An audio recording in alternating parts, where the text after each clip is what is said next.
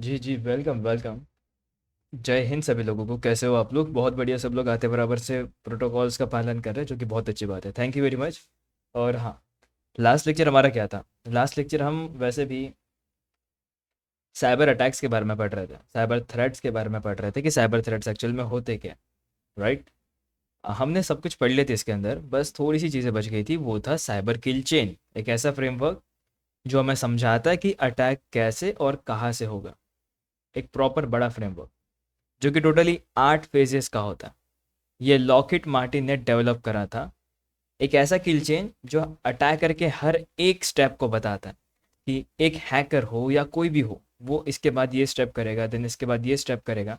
पूरा step by step procedure जो भी होता है, फ्रॉम रिकनेसेंस से लेकर डिप्लॉयमेंट तक के सब कुछ, वो सब कुछ हम साइबर किल चेन के अंदर देखते हैं। तो आज के लेक्चर में हम साइबर किल चेन से ही कंटिन्यू करेंगे। ठीक है, जो लोग सब लोग नए जुड़े हैं सभी को जय हिंद। उम्मीद करता हूँ आप सभी का दिन बढ़िया गया होगा। वैसे भी आज का बुधवार ही था, तो दिन तो बढ़िया ही जाता।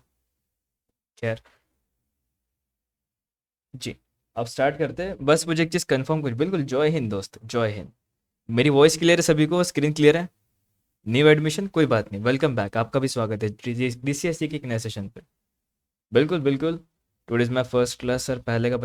पहले का तो मैं फिर से बता नहीं सकता, मुझे माफ़ करना। लेकिन प्रॉब्लम ऐसा है, अच्छी बात यह है कि आपको उसकी रिकॉर्डिंग्स तुरंत मिल जाएगी। ये देखो, यहाँ पर ओल्ड रिकॉर्डिंग्स पे जाइए, आपको 2 लेक्चर से देखना है। ज़्यादा बड़े लेक्चर्स नहीं है, 1 घंटे का लेक्चर है और दूसरे घंटे का लेक्चर है।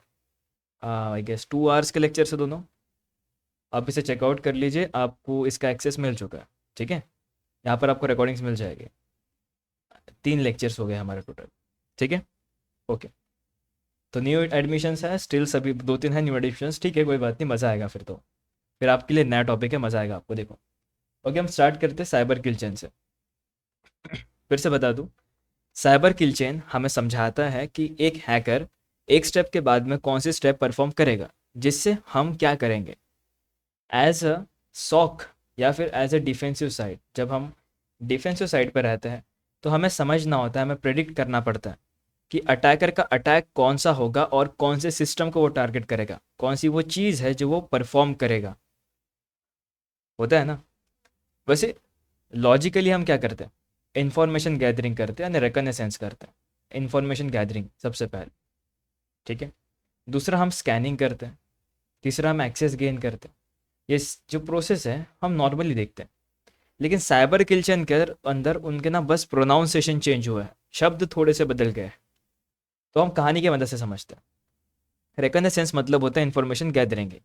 अब इन्फॉर्मेशन गैदरिंग आप ऑनलाइन नेटवर्क से निकालो, ऑनलाइन सोशल मीडिया से निकालो, उसकी ईमेल्स पे जाओ। मान लो बढ़िया कंपनी है, बहुत बड़ी कंपनी है, XYZ कंपनी। उसके ट्विटर अकाउंट पर हमें पता चलता है कि उसके कुछ ईमेल एड्रेसेस है जो लीक है। मान लो उनका डेटा ब्रीच हो जाता है, या जो भी चीज़ है, हम उनकी इन्फॉर्मेशन उनके ट्विटर अकाउंट से निकाल लेंगे, राइट? उनकी इन्फॉर्मेशन जितनी निकल सकती है उतनी। अब इसको सुधारने के लिए या बचाने के लिए हम क्या करेंगे? जितनी भी पब्लिक अवेलेबल इन्फॉर्मेशन है उन्हें कम कर देंगे। एक कंपनी के बारे में हमें उतनी ही इन्फॉर्मेशन पता होनी चाहिए जितनी कंपनी दिखाए। अगर कंपनी चाहे तो वो अपनी इन्फॉर्मेशन को प्राइवेट भी कर सकती है, और वो प्राइवेट करनी भी चाहिए। क्योंकि अगर वो पब्लिक रखेंगे तो जो हैकर्स है वो उनका डेटा यूज़ करके उनके बारे में इन्फॉर्मेशन निकाल पाएंगे। तो अभी हम क्या करते हैं ना, अभी के लिए मैं आपको रेड टीमिंग का पर्सपेक्टिव दिखाता हूँ। मतलब मैं आपको समझाऊंगा कि अटैक अगर आपको करना रहा तो अटैक के लिए हमारी सोच कैसी होती है। हाँ, मतलब सोच अच्छी होती है अटैकिंग के टाइम पे। इसके बाद फिर मैं आपको ब्लू टीमिंग का दिखाऊंगा कि ब्लू टीमिंग में हमें डिफेंस कैसा करना है वगैरह वगैरह। तो अभी के लिए मैं इस पार्ट को कवर अप करूंगा, प्रॉपर प्रॉपर अटैक्स को। इसको हम बाद में कवर अप करेंगे, ये मान लो यहाँ पर है ही नहीं। ठीक है, तो रिकॉग्निसेंस मतलब इंफॉर्मेशन गैदर करना किसी भी सिस्टम की, टारगेट की या यूज़र की। उसके बाद मान लीजिए इंफॉर्मेशन के बाद आपको पता चलता है कि उसके सिस्टम पे कोई ना कोई एक मलेशियस वल्नरेबिलिटी एग्जिस्ट करती है। वल्नरेबिलिटी वेबसाइट के ऊपर। तो आप क्या करते हो? एक पेलोड बनाते हो। पेलोड एक स्क्रिप्ट की तरह होती है, या एक कोडिंग होती है, सॉफ्टवेयर होता है, मलेशियस सॉफ्टवेयर। कुछ इस तरीके से दिखता है आपका मलेशियस सॉफ्टवेयर, एकदम मासूम सा दिखता है। लेकिन जब आप इसे रन करते हो तो वो अपना एक्शन दिखा देता है। हालांकि ये जो मासूम सा पेलोड है हमारा, वो दिखा देगा, देखो वायरस ही निकला। तो कुछ सॉफ्टवेयर दिखाते नहीं है, वो एफयूडी होते हैं जिनको डिटेक्ट करना बहुत मुश्किल होता है। वैसे ही टाइप हम सॉफ्टवेयर बनाते हैं वेपनाइजेशन के अंदर, जिसका यूज़ करके हम सामने वाली वल्नरेबिलिटी को, वल्नरेबिलिटी मतलब होता है वीकनेस, उस वीकनेस को टारगेट करते हैं एंड उसे एक्सप्लॉइट करते हैं, उसे बर्बाद करते हैं, उसके सिस्टम के अंदर एक्सेस ले लेते हैं। वेपनाइजेशन में वही काम होता है। उसके बाद हम क्या करते हैं, पहले तो पेलोड रेडी करते हैं। हमने वेबसाइट की इंफॉर्मेशन निकाल ली, हमें पता चला कि इसके पास एक वर्जन है जो कि बहुत पुराना वर्जन है, बहुत पुराना वर्जन है, ओल्ड वर्जन है मान के चलते। हमने ये समझने के बाद एक पेलोड बनाया, मतलब सॉफ्टवेयर बना कर रखा है सिर्फ, अभी तक कि हमने उसको भेजा नहीं है, हमने सिर्फ बना कर रखा है, क्रिएट करके रखा है, अपने मालवेयर को बनाया है। मालवेयर बन जाने के बाद में हम क्या करेंगे, उसे डिलीवर करेंगे। डिलीवरी स्टेज होती है। अब डिलीवरी करने के लिए हमें ईमेल्स के थ्रू भेजना होता है, या तो आप यूएसबी के थ्रू भेज सकते हैं, या तो आप चाहे तो किसी को फिशिंग करके भी भेज सकते हैं। फिशिंग, ये तरीके होते हैं जो डिलीवरी में कवर अप किए जाते हैं। डिलीवरी मतलब हमें जैसे तैसे उनके पास वो डेटा पहुंचाना है, हमारा मलिशियस फाइल उन तक पहुंचाना है ईमेल्स के थ्रू वगैरह वगैरह, राइट। एक बार उनके पास वो पहुंच गया और उन्होंने उसे गलती से रन कर लिया, बस हमारा काम वहीं पर शुरू होता है। जैसे वो उसे रन करते हैं तो हमारा जो पेलोड है उनके सिस्टम को एक्सप्लॉइट करेगा। इसका कलर चेंज करो।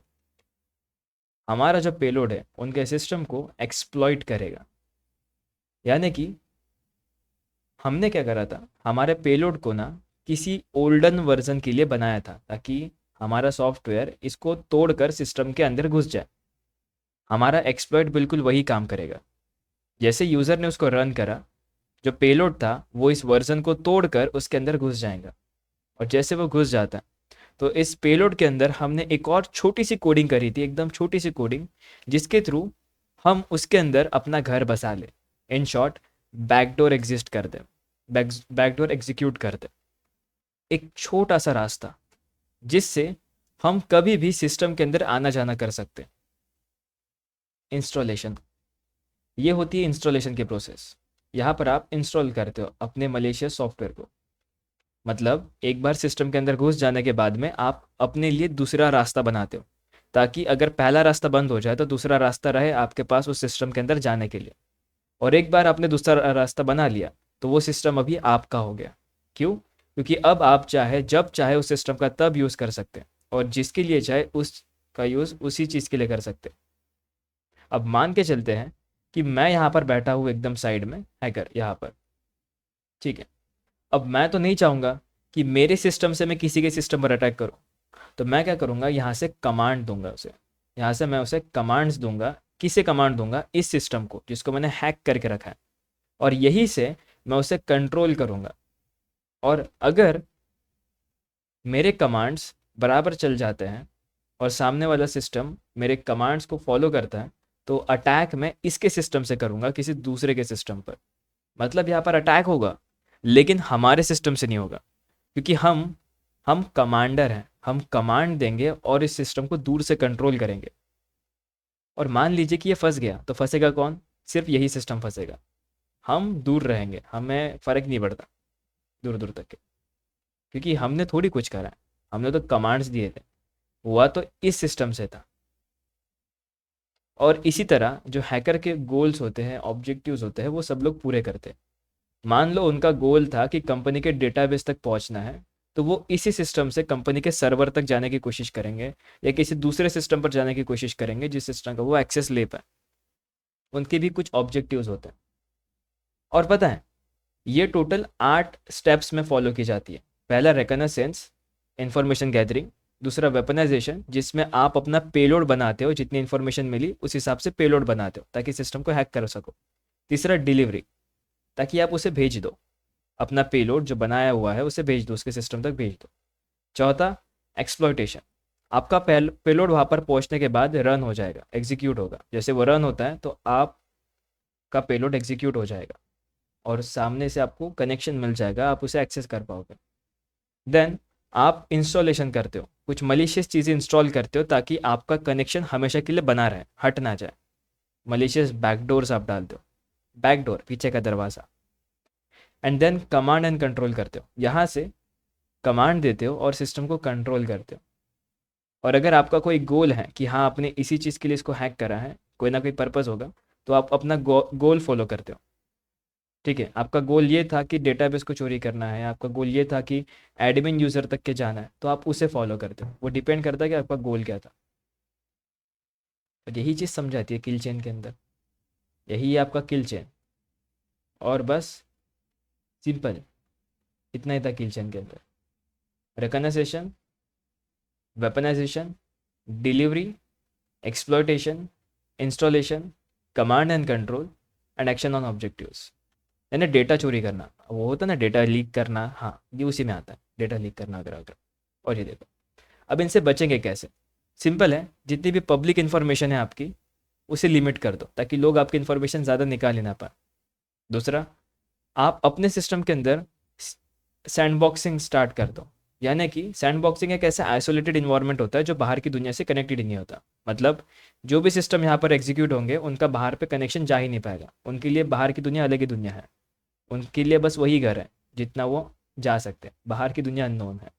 तो एक सिस्टम के अंदर अगर आपको मलेशियस चीज़ एग्जीक्यूट करनी है तो आप उसे आइसोलेटेड इन्वायरमेंट में करते हो। इसीलिए आप लोग देखते होंगे कि जब हम कुछ टेस्टिंग करते हैं तो हम वर्चुअल मशीन्स का यूज़ करते हैं, ताकि हम अगर कुछ कचरा कर दें तो हमारा सिस्टम ख़राब ना हो जाए। ये बिल्कुल वैसे ही होता है सैंड बॉक्सिंग में भी।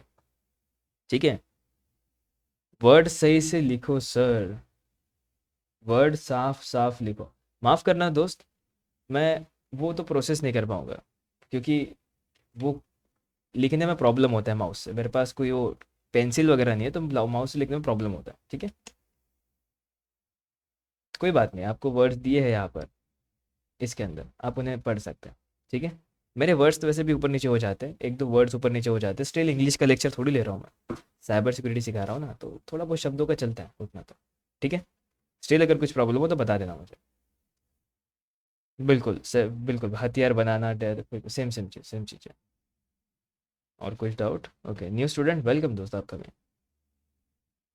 जी, थैंक यू दोस्त। ओके, अब आगे बढ़ते हैं और जानते हैं और मस्त चीज़ है इसके अंदर। अच्छा, इतना ही था वैसे इसके अंदर, इंस्टॉलेशन वगैरह वगैरह चीज़ें। डिलीवरी के अंदर आप क्या करोगे? मान लीजिए डिलीवरी आपको ईमेल के थ्रू होती है, तो ईमेल के अंदर ना आपके पास फ़िल्टर्स आते हैं। आप चाहो तो फ़िल्टर लगा सकते हो अपनी ईमेल के अंदर, अनेबल कर सकते हो। आजकल तो नॉर्मल गूगल जीमेल के अंदर ही एआई फ़िल्टर्स आ चुके हैं। मतलब जो एआई है वही समझता है कि ये अनऑथराइज, ये ऑथराइज चीज़ें है नहीं है, ये मलिशियस है नहीं है। अगर वो मलिशियस है तो उसे ब्लॉक कर देता है खुद ही। अगर वो मलिशियस चीज़ें नहीं है तो उसे फिर आगे आने देता है, उसे दिखाता है, आपको शो करता है। हाँ, स्पेलिंग स्पेलिंग, हाँ शो करता है। ठीक है ओके, देन जो नेक्स्ट चीज़ है वो है एक्सप्लॉयटेशन। एक्सप्लॉयटेशन थोड़ा भारी होता है, मतलब इसे बचाने के लिए ना आपको अपने सिस्टम को टेस्ट करके उसे पहले फिक्स करना होता है। या फिर मान लीजिए कि आप फिक्स नहीं करते, तो हैकर एकदम बड़े लोगों को टारगेट नहीं करता, वो सबसे ज़्यादा बेवकूफ़ लोगों को टारगेट करता है। क्यों? क्योंकि बेवकूफ़ लोग या फिर नॉर्मल इंसान भी गलती कर ही देता है, अनजाने में ही सही। हम सिस्टम का एक्सेस दे देते उसे गलती से ही, कुछ सॉफ्टवेयर चलाकर थोड़ी देर के लिए सॉफ्टवेयर चलाते हैं और उसको एक्सेस मिल जाता है। हमारी ये गलती भी हमें भारी पड़ती है। तो हम क्या कर सकते हैं, हमारे कंपनी के अंदर बहुत सारे एम्प्लॉयज़ है, राइट? तो हम सभी एम्प्लॉयज़ को तो एडमिन वाली पावर्स नहीं दे सकते। जैसे एम्प्लॉयज़ होते हैं अलग अलग, मैनेजर्स होते हैं, एडमिन यूज़र होता है, सभी बंदों का अपना अपना काम होता है, राइट? तो हम सभी को उनके काम के हिसाब से एक्सेस देंगे कि हाँ तूने ये काम करना है, तूने वो काम करना है। सभी को तो हम ऐसा एक्सेस नहीं देंगे कि वो डेटाबेस को हैक कर पाए। हमारे पास सिर्फ एक एडमिन यूज़र होता है, जो सिर्फ यही बंदा होता है जो डेटाबेस को देख सकेगा। बाकी हम किसी भी यूज़र को ये एक्सेस नहीं देंगे। लेकिन अगर मैं ये चीज़ें बराबर सेटअप नहीं करता हूँ और मान लो कि सभी लोग इसे एक्सेस कर पाता है, देन इट्स जस्ट वर्थलेस, क्योंकि हैकर सिर्फ एक सिस्टम को कॉम्प्रोमाइज़ करके मेरे डेटाबेस तक पहुँच सकता है। इसीलिए एक्सेस मैनेजमेंट हमें करनी चाहिए। इनफैक्ट हमें फायरवॉल तक लगाना चाहिए, फायरवॉल्स, आईपीएस आईडीएस तक लगाने चाहिए, जो हमारे सिस्टम को काफ़ी सिक्योर करते हैं। आईपीएस और आईडीएस, ठीक है, ये पी लंबा करता थोड़ा सा। आईपीएस का फुल फॉर्म है intrusion detection system, intrusion detection system. और आईपीएस का फुल फॉर्म है इंट्रूजन प्रिवेंशन सिस्टम। इंट्रूजन मतलब खतरे, कोई भी अटैक, कोई भी खतरे, कोई भी वायरस, कोई भी मालवेयर, मलिशियस चीज़ें, वो इंट्रूजन ही कहलाती है। बस उनसे बचाने वाले ये सॉफ्टवेयर्स होते हैं। एक प्रिवेंट करता है, दूसरा डिटेक्ट करता है। एक अलार्म की तरह होता है जो सिर्फ मैसेजेस देगा आपको, और एक प्रिवेंट करता है एकदम रियल इंसान की तरह, ब्लॉक कर देगा सीधा। दोनों में फ़र्क है थोड़ा सा। और ये फायरवॉल नेटवर्क के ऊपर काम करता है, नेटवर्क को सिक्योर करता है, आपके नेटवर्क वाली जितनी भी एक्टिविटीज़ है उनसे आपको प्रोटेक्ट करता है। तो ये दोनों की ज़रूरत तो होती है, ठीक है। और ये दोनों आपको इंस्टॉलेशन के अंदर भी लगाने होते हैं।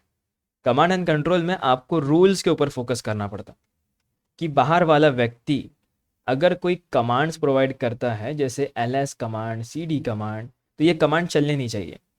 अगर ये कमांड्स आते हैं तो ये कमांड्स ब्लॉक हो जाने चाहिए। ये सब कुछ हम रूल्स के अंदर सेटअप करते हैं फायरवॉल के अंदर। तो ये सारी चीज़ें फायरवॉल के थ्रू हो जाती है इजीली, ठीक है। ऐसे कमांड्स हम पहले ही सेट कर दें कि ना ही चलें।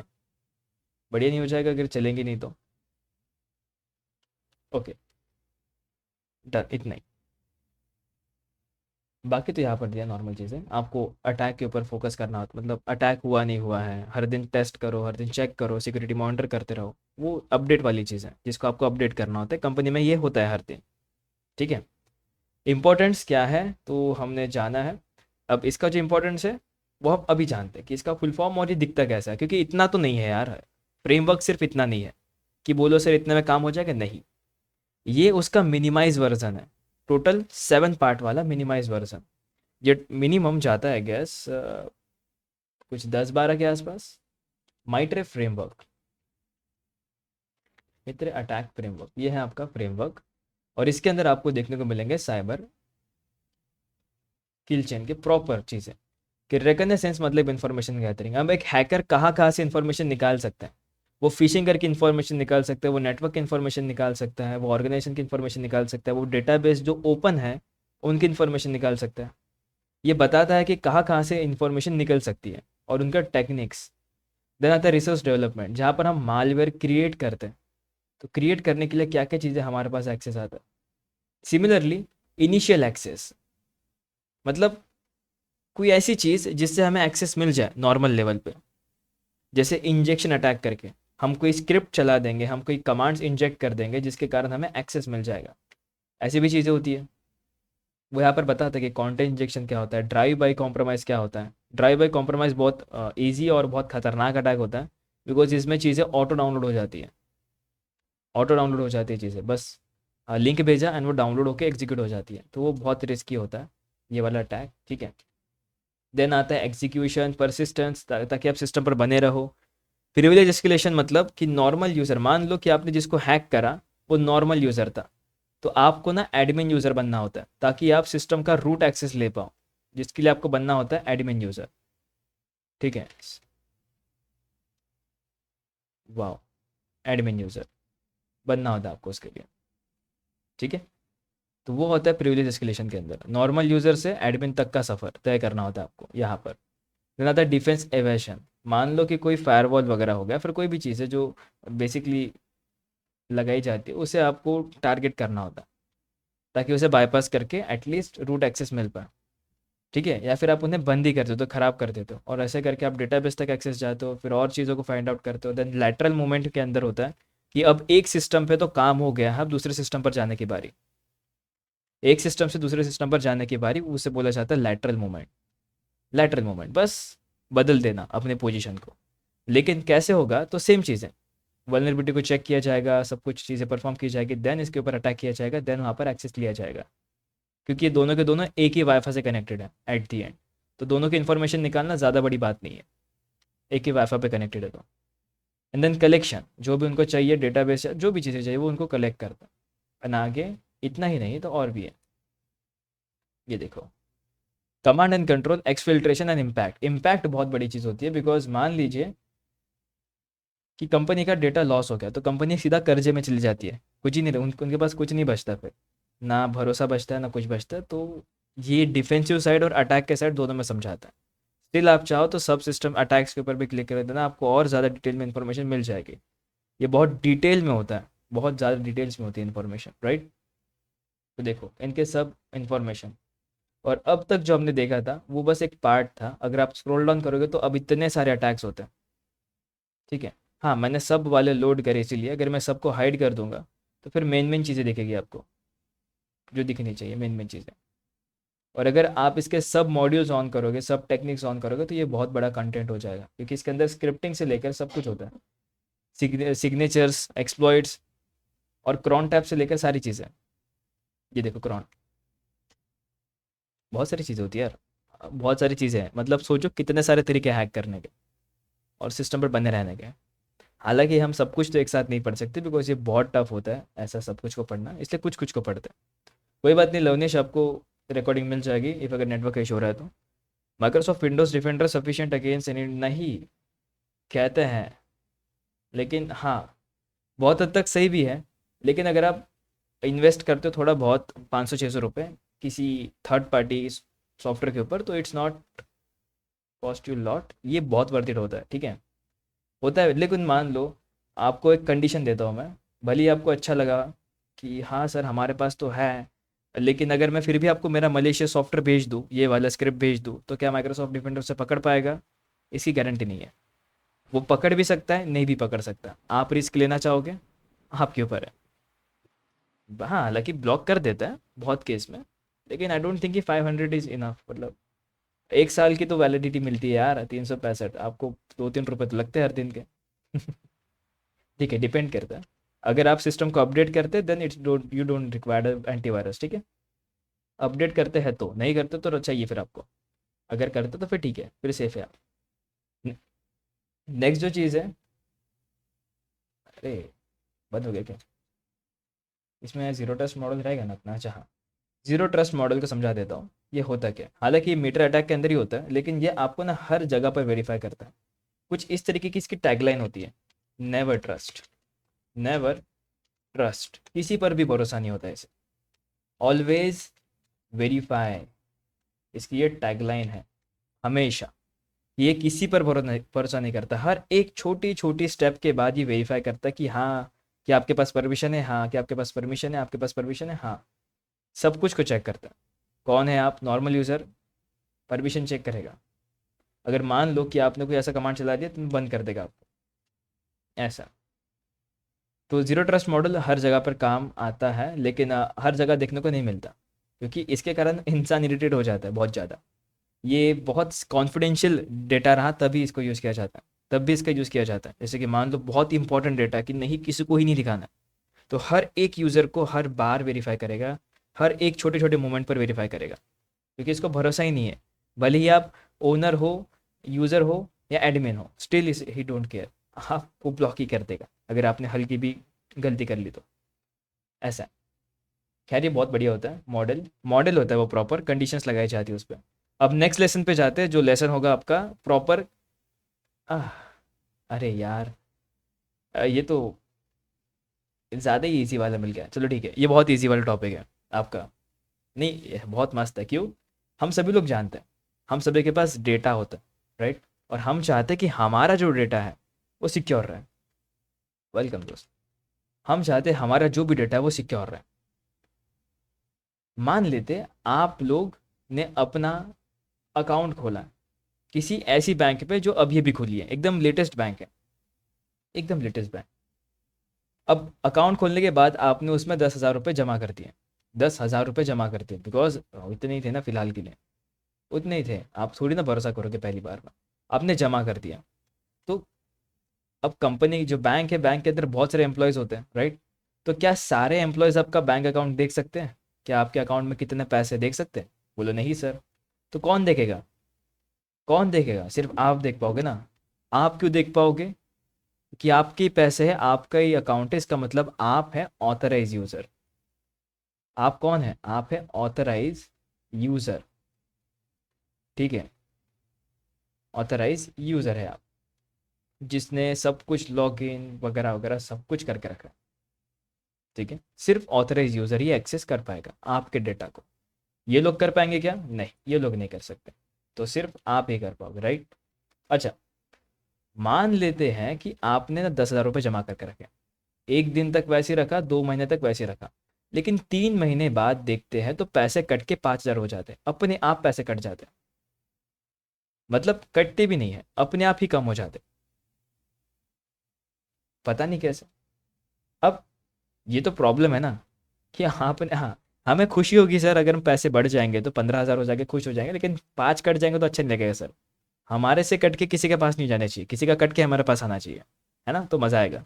ऐसा कभी नहीं होगा, ठीक है। लेकिन अगर ऐसा होता है तो क्या आप उस पर डिपॉजिट कर पाओगे? क्या आप उस बैंक पे भरोसा कर पाओगे जिसमें पैसे अपने आप कट जाते हैं? इन शॉर्ट, जैसे पैसे मैंने रखे, भले ही मैं उसको ट्रांसफ़र करूंगा तो कम ही होगी ऑब्वियसली, लेकिन अगर मैं उसको 1 साल बाद भी देखता हूँ तो वो पैसे जैसे के वैसे ही होने चाहिए, वो डेटा बिल्कुल जैसे के वैसे ही होना चाहिए, ठीक है। तीसरी चीज़ तीसरी चीज़ कि अब मुझे पेमेंट करना है, लेकिन पेमेंट के टाइम पे सर्वर इशू दिखाता है, यानी अवेलेबिलिटी नहीं होती, अवेलेबल ही नहीं होता, जब मुझे चाहिए तब वो अवेलेबल ही नहीं होता। पैसा है लेकिन यूज़ नहीं कर पाऊंगा, क्यों? क्योंकि सर्विस अवेलेबल ही नहीं है। तो कैसे बैंक में भरोसा करोगे? बोलो नहीं सर, बिल्कुल नहीं, ठीक है। अब इनको शब्दों में तोला जाए तो पहला सी, कॉन्फिडेंशियलिटी। इसका मतलब सीक्रेट रखो। आपके पास जो भी डेटा है या जो भी डेटा इसको एक्सेस करेगा वो बंदा ऑथराइज होना चाहिए, अगर वो ऑथराइज नहीं है उसे मत दिखाओ डेटा, ठीक है। इससे आप बचोगे कैसे? मतलब इसमें कौन से काइंड ऑफ अटैक्स आ सकते हैं? ऑथराइज यूजर में कौन से अटैक आ सकते हैं? तो अटैक हो सकता है fishing, hacking, man in the middle attack, या वायरस। कॉन्फिडेंशियलिटी में ये अटैक्स हो सकते हैं, मतलब इसको भी खतरा होता है। कोई फिशिंग से भी आपका डेटा आपसे निकलवा सकता है। मान लीजिए कि आप देखोगे अपना अकाउंट और आप किसी को पैसे भेजोगे, लेकिन किसे भेज रहे हो वो आपको पता ही नहीं, या फिर आपने अनजाने में किसी को पैसे भेज दिए। ये फिशिंग के थ्रू भी किया जाता है, बहुत बार ऐसे हुए हैं स्कैम। आप जानते हैं ऐसे कितने स्कैम्स होते हैं करके, पैसों से लेकर। लेकिन अगर हम बात करें किसी कंपनी को लेकर कि कंपनी के अंदर जो डेटा होता है वो कैसे रहे, तो हम पहले तो CI के बारे में बात करते हैं। सी मतलब कॉन्फिडेंशियलिटी। ये हमारा जो भी डेटा है, जो भी पैसे है, वो बिल्कुल मैं ही एक्सेस कर पाऊंगा, या फिर कोई एकदम बड़ा व्यक्ति जो जिसके पास बहुत बड़ा एक्सेस है, वो भी ऑथराइज है, ऐसे नहीं चुल्लू पुल्लू सा नहीं, अच्छा खासा एडमिन यूज़र, तो वो उस डेटा को एक्सेस कर पाएगा। और कोई नहीं, सिर्फ ऑथराइज यूज़र ही डेटा को देख पाएंगे, राइट। इंटीग्रिटी कहता है, आई कहता है इंटीग्रिटी, कि जब भी डेटा मैं जिस भी फॉर्मेट में रखूँ वो बिल्कुल वैसे के वैसे ही होना चाहिए, बिल्कुल चेंज होना नहीं चाहिए। और इसको पता है कौन सा खतरा है? मालवेयर का खतरा। मान लो आपके सिस्टम में वायरस घुस जाता है तो जो भी डेटा है खराब करके जाता है, मालवेयर होता है ना, तो तब इंटीग्रिटी के ऊपर इशू आता है। तो इससे बचने के लिए हमें अपने पास एंटीवायरस जैसी चीज़ें रखनी चाहिए, या फिर कोई भी चीज़ है, सिग्नेचर्स, एल्गोरिदम्स रखने चाहिए जिससे हमारा डेटा टैम्पर ना हो, और अगर टैम्पर होता है तो हमें पता चल जाए। हम इसके लिए हैशिंग का यूज़ करते हैं। हैशिंग बहुत ईजी मेथड होती है ताकि हम पता कर पाए कि डेटा के अंदर थोड़े से चेंजेस हुए कि नहीं है। मैं आपको एग्जांपल दिखाता हूँ इसका, हैशिंग को लेकर मस्त एग्जांपल दिखाता हूँ कि हैशिंग कितने काम की चीज़ हो सकती है करके। हाँ, मैं लेकर चलता हूँ साइबर शेफ के अंदर एक हैशिंग वेबसाइट जहाँ पर हम हैश करेंगे, और साथ साथ मैं नोटपैड भी ओपन कर लेता हूँ ताकि हम यहीं पर चीज़ें परफॉर्म करें, ठीक है। हाय, दिस इज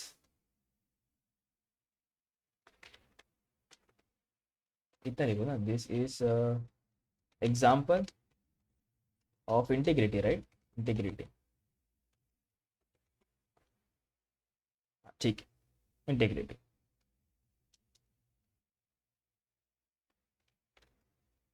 टेक्स्ट,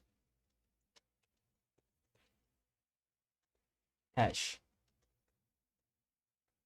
अब इसको मैं ना फिलहाल के लिए मैं किसी एक हैश में कन्वर्ट करता हूँ। और वैसे हैश टाइप्स अगर आप लिखोगे आपको मिल जाएंगे, बहुत सारे हैशेस होते हैं। हम यूज़ करेंगे सबसे लोवेस्ट वाला, कमज़ोर वाला यूज़ करेंगे, MD5, बिकॉज ये छोटा सा होता है, समझने के लिए काफ़ी है। MD5, ये रहा MD5, इसे फेंका यहाँ पर, और यहाँ पर मैं अपना डेटा पेस्ट कर देता हूँ। तो ये जो नंबर आप देख पा रहे हो ना, रैंडम नंबर, इसे हैश बोला जाता है। हैश होता है रैंडम डिजिट, रैंडम नंबर्स होते हैं, नंबर्स भी नहीं, रैंडम टेक्स्ट होता है। और हैश का फ़ायदा ऐसा है कि अगर मैं एक शब्द भी बदल दूंगा, एक शब्द, इस स्मॉल वाई को अगर मैं कैपिटल वाई भी कर दूंगा ना, कुछ ऐसा दिखता है ना कैपिटल वाई, तो ये पूरा का पूरा हैश बदल जाएगा। उसको मैं करके दिखाता हूँ।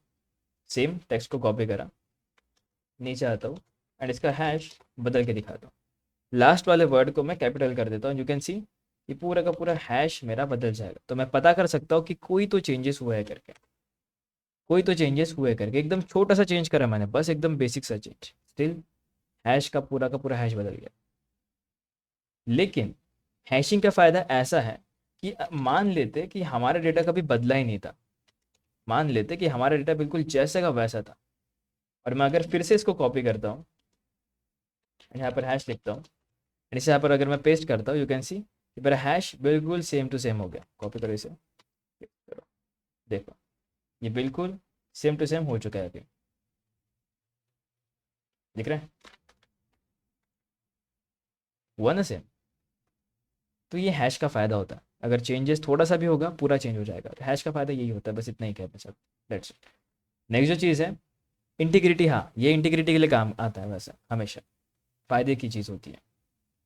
नेक्स्ट जो चीज़ होगी वो होगा अवेलेबिलिटी। अवेलेबिलिटी का साफ मतलब होता है कि जब भी आप कोई भी चीज़ एक्सेस करो या कोई भी चीज़ देखते रहो, वो हमेशा आपके पास अवेलेबल होना चाहिए। जैसे रिजल्ट के टाइम पे हमारी वेबसाइट डाउन हो जाती है, इंडियन वेबसाइट्स पता नहीं कैसे, जब भी रिजल्ट का दिन आता है तो वेबसाइट ज़्यादातर टाइम डाउन दिखती है, कि सब लोग, क्योंकि सब लोग एक साथ आते हैं, उसकी जो लिमिट होती है वो लिमिट से ज़्यादा लोग आ जाते हैं, और लिमिट से ज़्यादा लोग आने के बाद में सर्वर ओवरलोड हो जाता है, एंड जो सर्वर अवेलेबल होना चाहिए वो अवेलेबल नहीं रहता।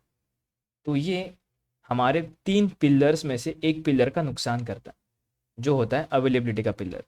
ये तीनों पिलर अगर रहेंगे साथ में तो हमेशा डेटा आपका बराबर और सिक्योर रहेगा। अगर इनमें से एक भी लुढ़क जाता है तो फिर आपका डेटा प्रॉब्लम में फंस सकते हैं, इनफैक्ट तब आप किसी चीज़ पर भरोसा भी नहीं कर सकते। तो ये तीनों पिलर का बहुत इंपॉर्टेंस होता है CIA मॉडल का, कॉन्फिडेंशियलिटी, इंटीग्रिटी एंड अवेलेबिलिटी।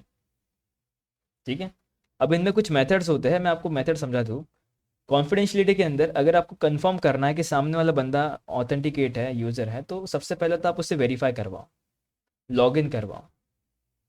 और लॉगिन कोई चुरा ना ले तो आप इंक्रिप्शन यूज़ करोगे। इंक्रिप्शन एक टेक्निक होती है, मैं आपको करके दिखाता हूँ, वो उसका भी प्रैक्टिकल दिखा देता हूँ हल्का फुल्का, जिससे आपको आइडिया हो जाएगा कि इंक्रिप्शन दिखता कैसे। इसके लिए मैं यूज़ करूँगा AES का इंक्रिप्शन का, जिसमें मैं की डाल दूंगा अपनी माय सीक्रेट की 123 कंटेंट। अभी के लिए मैं लिखता हूँ यहाँ पर cyber security PCB mode input raw output hacks, let's go. ठीक है, देखो अभी जो की बन चुकी है ना, इसको क्रैक करना इम्पॉसिबल है जब तक आपके पास ये चाबी ना हो। इंक्रिप्शन का फ़ायदा ये होता है कि जब तक आपके पास डेटा की चाबी नहीं है तब तक आप इस डेटा को अनलॉक नहीं कर सकते। अगर इसको अनलॉक करना है तो चाबी चाहिए, और फॉर्मेट पता होना चाहिए, और मोड पता होने चाहिए। ये एडवांस है, बैंक में भी यूज़ किया जाता है अभी भी, क्योंकि इसको क्रैक करना मुश्किल है यार, नेक्स्ट टू इम्पॉसिबल है। AES को क्रैक करना बहुत मुश्किल है।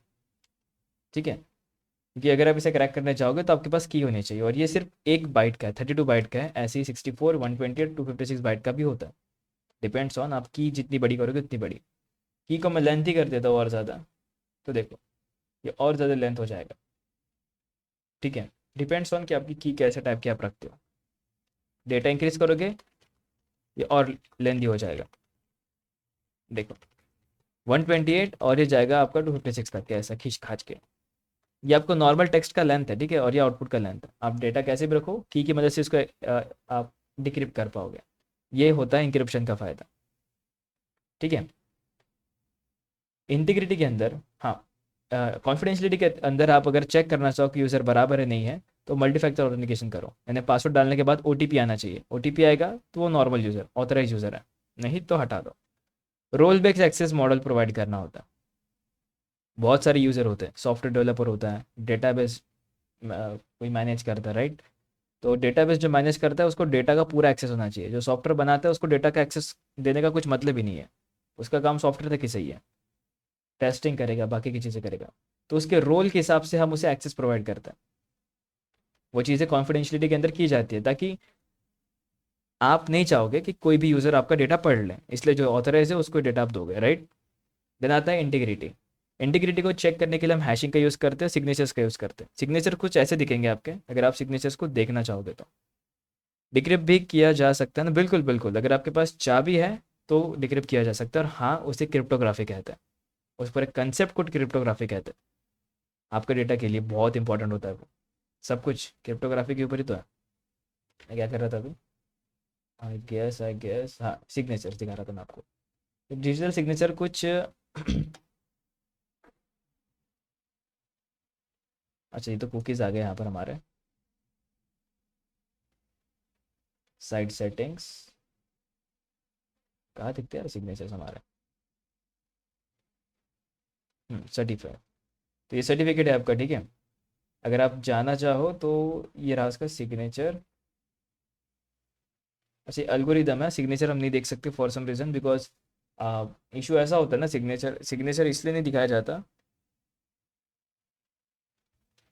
क्योंकि कोई समझ सकता है, सिग्नेचर तो बस डेटा को सिक्योर करने के लिए होता है। और देखो कुछ एल्गोरिदम सिग्नेचर के, सर्टिफिकेट सिग्नेचर के कुछ वैल्यूज़ अगर आप देखना चाहो तो, और ये कुछ फिंगरप्रिंट्स है। हाँ ये डेटा पब्लिकली रिवील होता है वैसे, क्योंकि आप एक चीज़ नोटिस करोगे तो पब्लिक की होती है डेटा को इंक्रिप्ट करने के लिए, और जो प्राइवेट की होती है, देखो ये इंक्रिप्शन डिक्रिप्शन का पार्ट है, पब्लिक की इंक्रिप्ट करने के लिए होती है, सिर्फ इंक्रिप्ट करने के लिए, लेकिन डिक्रिप्ट करने के लिए आपको चाहिए प्राइवेट की, जो प्राइवेट की होगी सर्वर के पास में।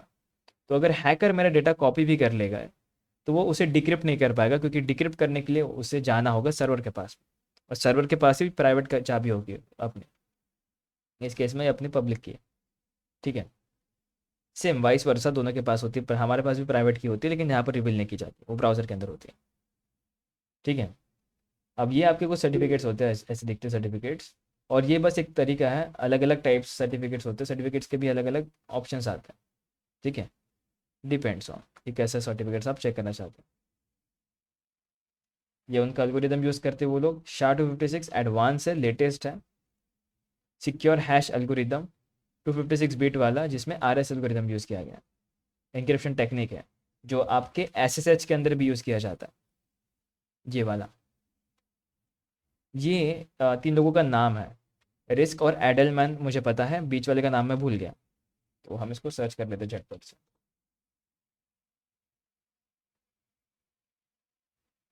क्या नाम था इनका, हाँ रॉन, रिविस्ट, रॉन है, आदि है, ओ सॉरी रिविस्ट है, शमीर है एंड एडलमैन है, RSA, ठीक है, RSA उनके सरनेम पे बेस्ड है ये एल्गोरिदम।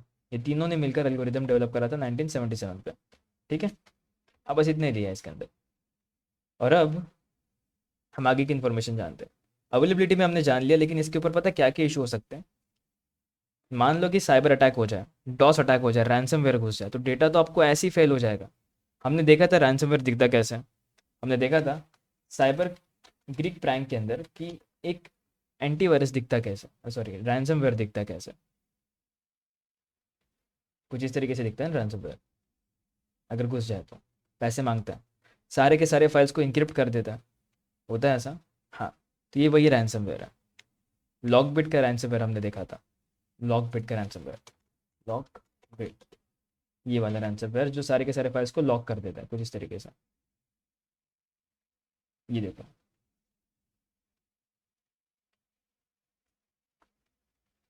ओपन इमेज, ये रहा, ऐसे कुछ इंक्रिप्ट कर देता है फाइल्स को, जिसे आप पढ़ भी नहीं सकते और ओपन भी नहीं कर सकते। और इसको ओपन करने के लिए आपको क्या चाहिए, की चाहिए। की कहाँ पे मिलेगी, पे करने के बाद पैसे देना होता है उस चीज़ का, ठीक है। नहीं है पैसे तो फिर नहीं मिल सकती की, वो डिलीट हो जाएगी फाइल्स आपकी। ओके, ये क्यों ऐसा आ गया, अच्छा ओके ओके ओके। अब इम्पोर्टेंस क्यों है इस चीज़ का, क्यों ज़रूरत है इस चीज़ को लेकर, तो अगर CI ट्रेड आप कर रहा तो आप हमेशा अपने सिस्टम को सेव कर पाओगे, रख पाओगे, क्यों, क्योंकि ये तीनों के तीनों सिक्योरिटी के ही फ्रेमवर्क्स है। कॉन्फिडेंशियलिटी रहेगा तो आपको हमेशा पता रहेगा कि जो भी यूज़र है वो ऑथेंटिकेटेड है। इंटीग्रिटी रहेगी तो आप हमेशा भरोसा करोगे उस चीज़ के ऊपर कि मेरा डेटा कभी भी हटेगा नहीं, जैसे का वैसे ही रहेगा। और अवेलेबिलिटी के मतलब से कि जब आप उस पर ऐसा भरोसा करोगे कि जब भी मुझे अर्जेंट में ज़रूरत पड़ेगी वो हमेशा अवेलेबिलिटी रहेगी। तो ये बहुत काम का फ्रेमवर्क है। इसकी मदद से अगर कोई भी इशू आता है, कोई भी वल्नरेबिलिटीज़ होती है, कोई भी रिस्क फैक्टर देखने को मिलते हैं, तो आप इस फ्रेमवर्क या इस मॉडल की मदद से भी उन्हें फिक्स कर सकते हो। जैसे कॉन्फिडेंशियलिटी के ऊपर क्या क्या थ्रेट्स आ सकते हैं। तो कोई भी यूज़र मलेशियस फिशिंग कर सकता है। इंटीग्रिटी के ऊपर क्या थ्रेट्स आ सकते हैं कि कोई भी यूज़र मालवेयर भेजकर हमारे सिस्टम की फाइल्स खराब कर सकता है, ये एक थ्रेट है, ये खतरा हो सकता है।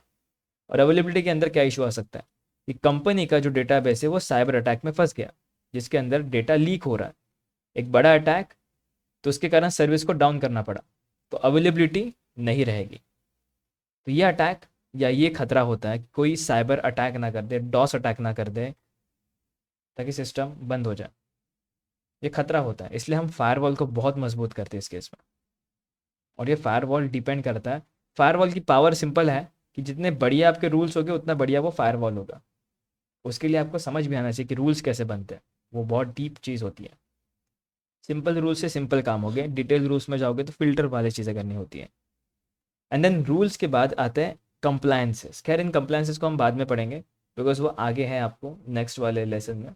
कंप्लायंसेस पूरे प्रॉपर कंप्लायंसेस है यार, पता नहीं कितने सारे कंप्लायंसेस है आपको। मैं तो पहले खुद हैरान हुआ था, इतने सारे कंप्लायंसेस, ये देखो साइबर लॉज। लेकिन ज़रूरी भी है, आपको पता होना चाहिए कि क्या चीज़ है जो आपके काम की है। साइबर लॉस प्रॉपर समझेंगे इनको यहाँ पर, फिलहाल के लिए हम इसमें आगे बढ़ते हैं।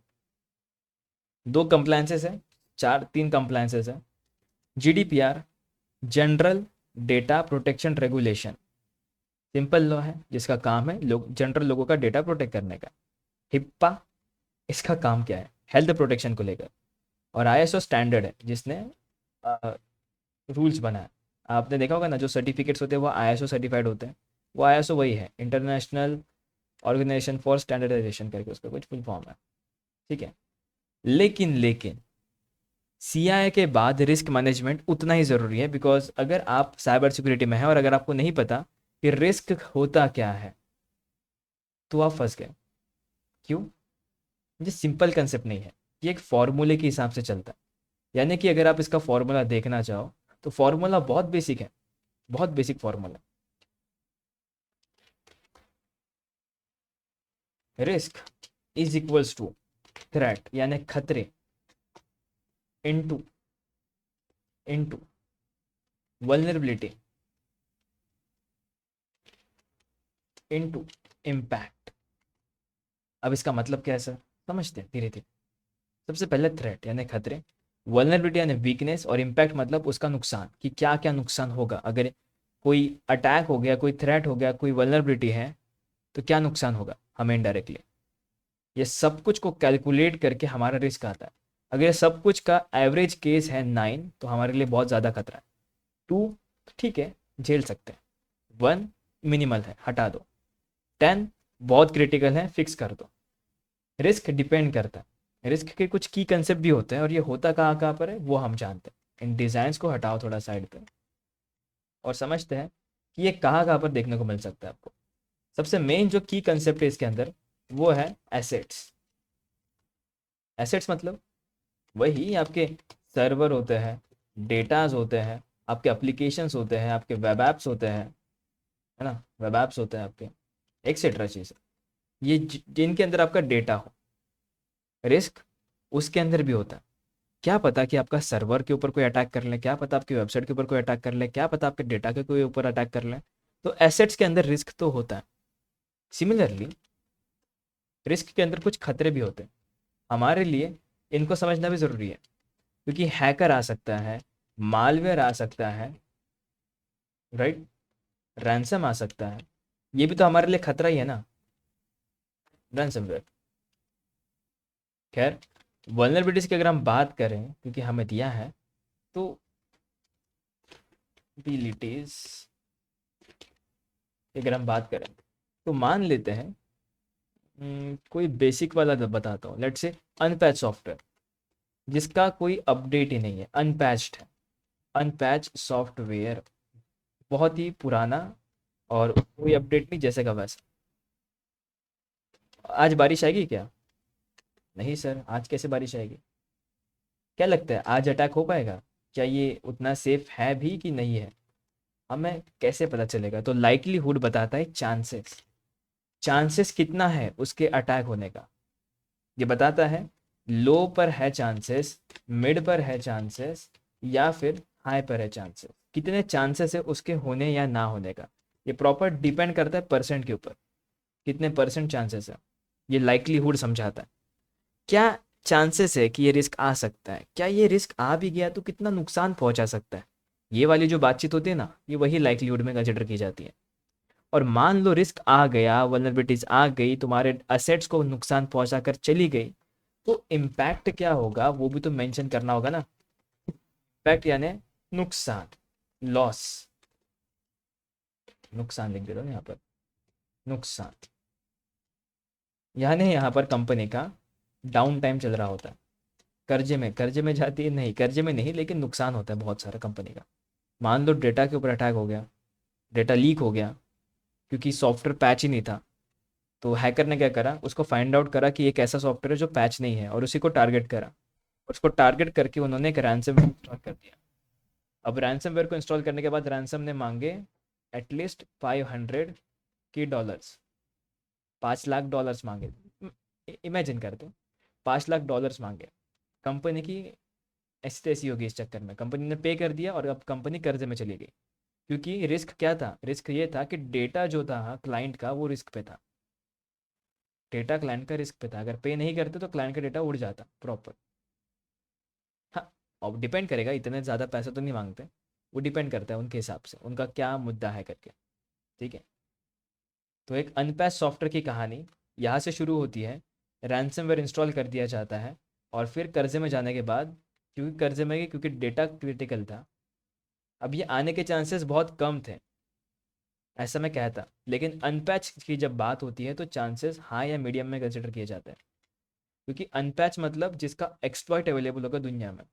लो मतलब वो होता है जिसका कोई लेटेस्ट पैच नहीं है, अभी अभी हुआ है, तो वो ठीक है।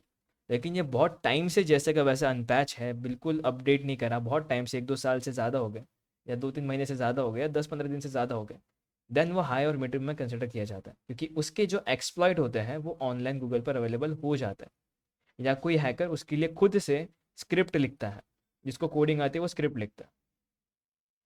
और क्योंकि इतना सब कुछ हो गया, तो कंपनी को कितना नुकसान हुआ, $500 के का नुकसान हुआ ना नुकसान। अब क्या, कंपनी उसको रिकवर कर रही है डाउन टाइम में। तो ये प्रॉपर सारे के सारे कंसेप्ट ना आपस में कनेक्टेड है, ऐसे नहीं कि हवा में, सब के सब आपस में कनेक्टेड है, सबका एक दूसरे के ऊपर डिपेंडेंसी है। अब जो रिस्क होता है, ये कंसेप्ट के ऊपर से अगर हम थोड़ा सा साइड में सरके, तो जो रिस्क होता है ना, वो रिस्क एक और चीज़ में तोला जाता है, जो होता है क्वालिटी और क्वांटिटी पर। एक होता है आपका क्वालिटी, यानी ये आपके असेसमेंट टेक्निक होता है। ठीक है, अब हमने देखा कि रिस्क क्या है, कैसे दिखते हैं, कैसे कंसेप्ट होता है, लेकिन उस रिस्क को समझना और उसे फिक्स करने से पहले हमें ये भी समझना होता है क्या ये रिस्क सच में उतना ज़रूरी है क्या, नहीं रहा तो क्या होगा, इसको कैलकुलेट कैसे करेंगे, जिसे आप रिस्क असेसमेंट कहते हो।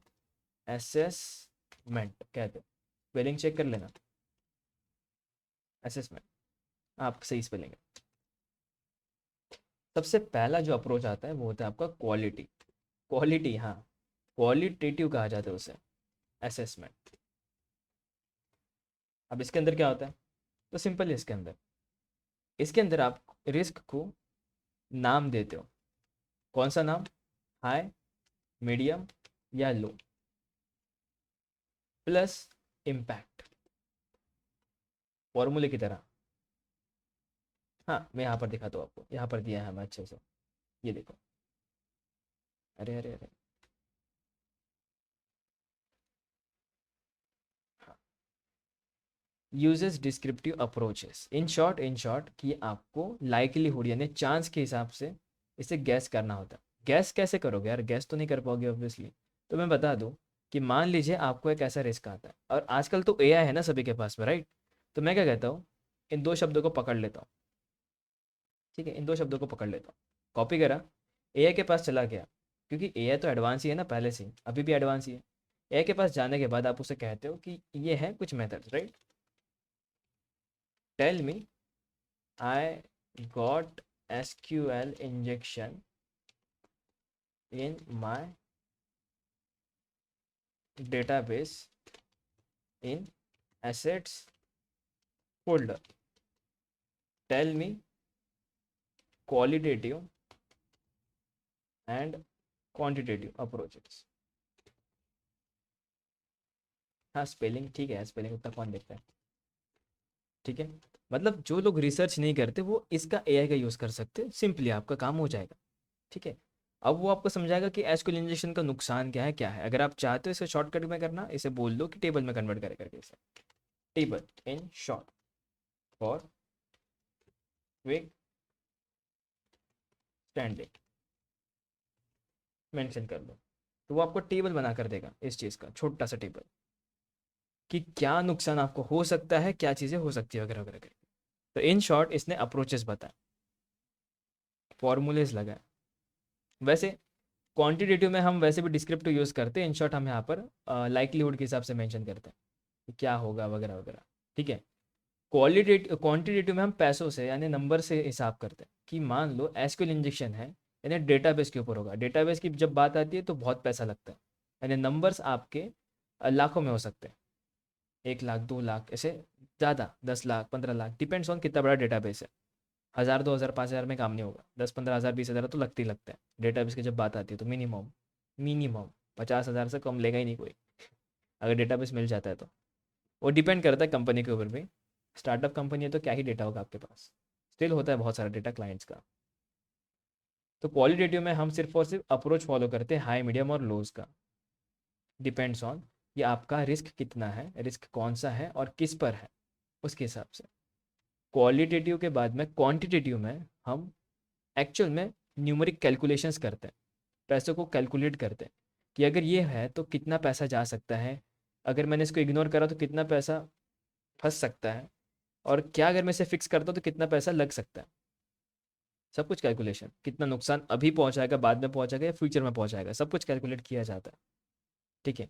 A L E S L E और ए आर ओ को फिलहाल साइड में रखो, ये अपने काम के लिए है, ठीक है।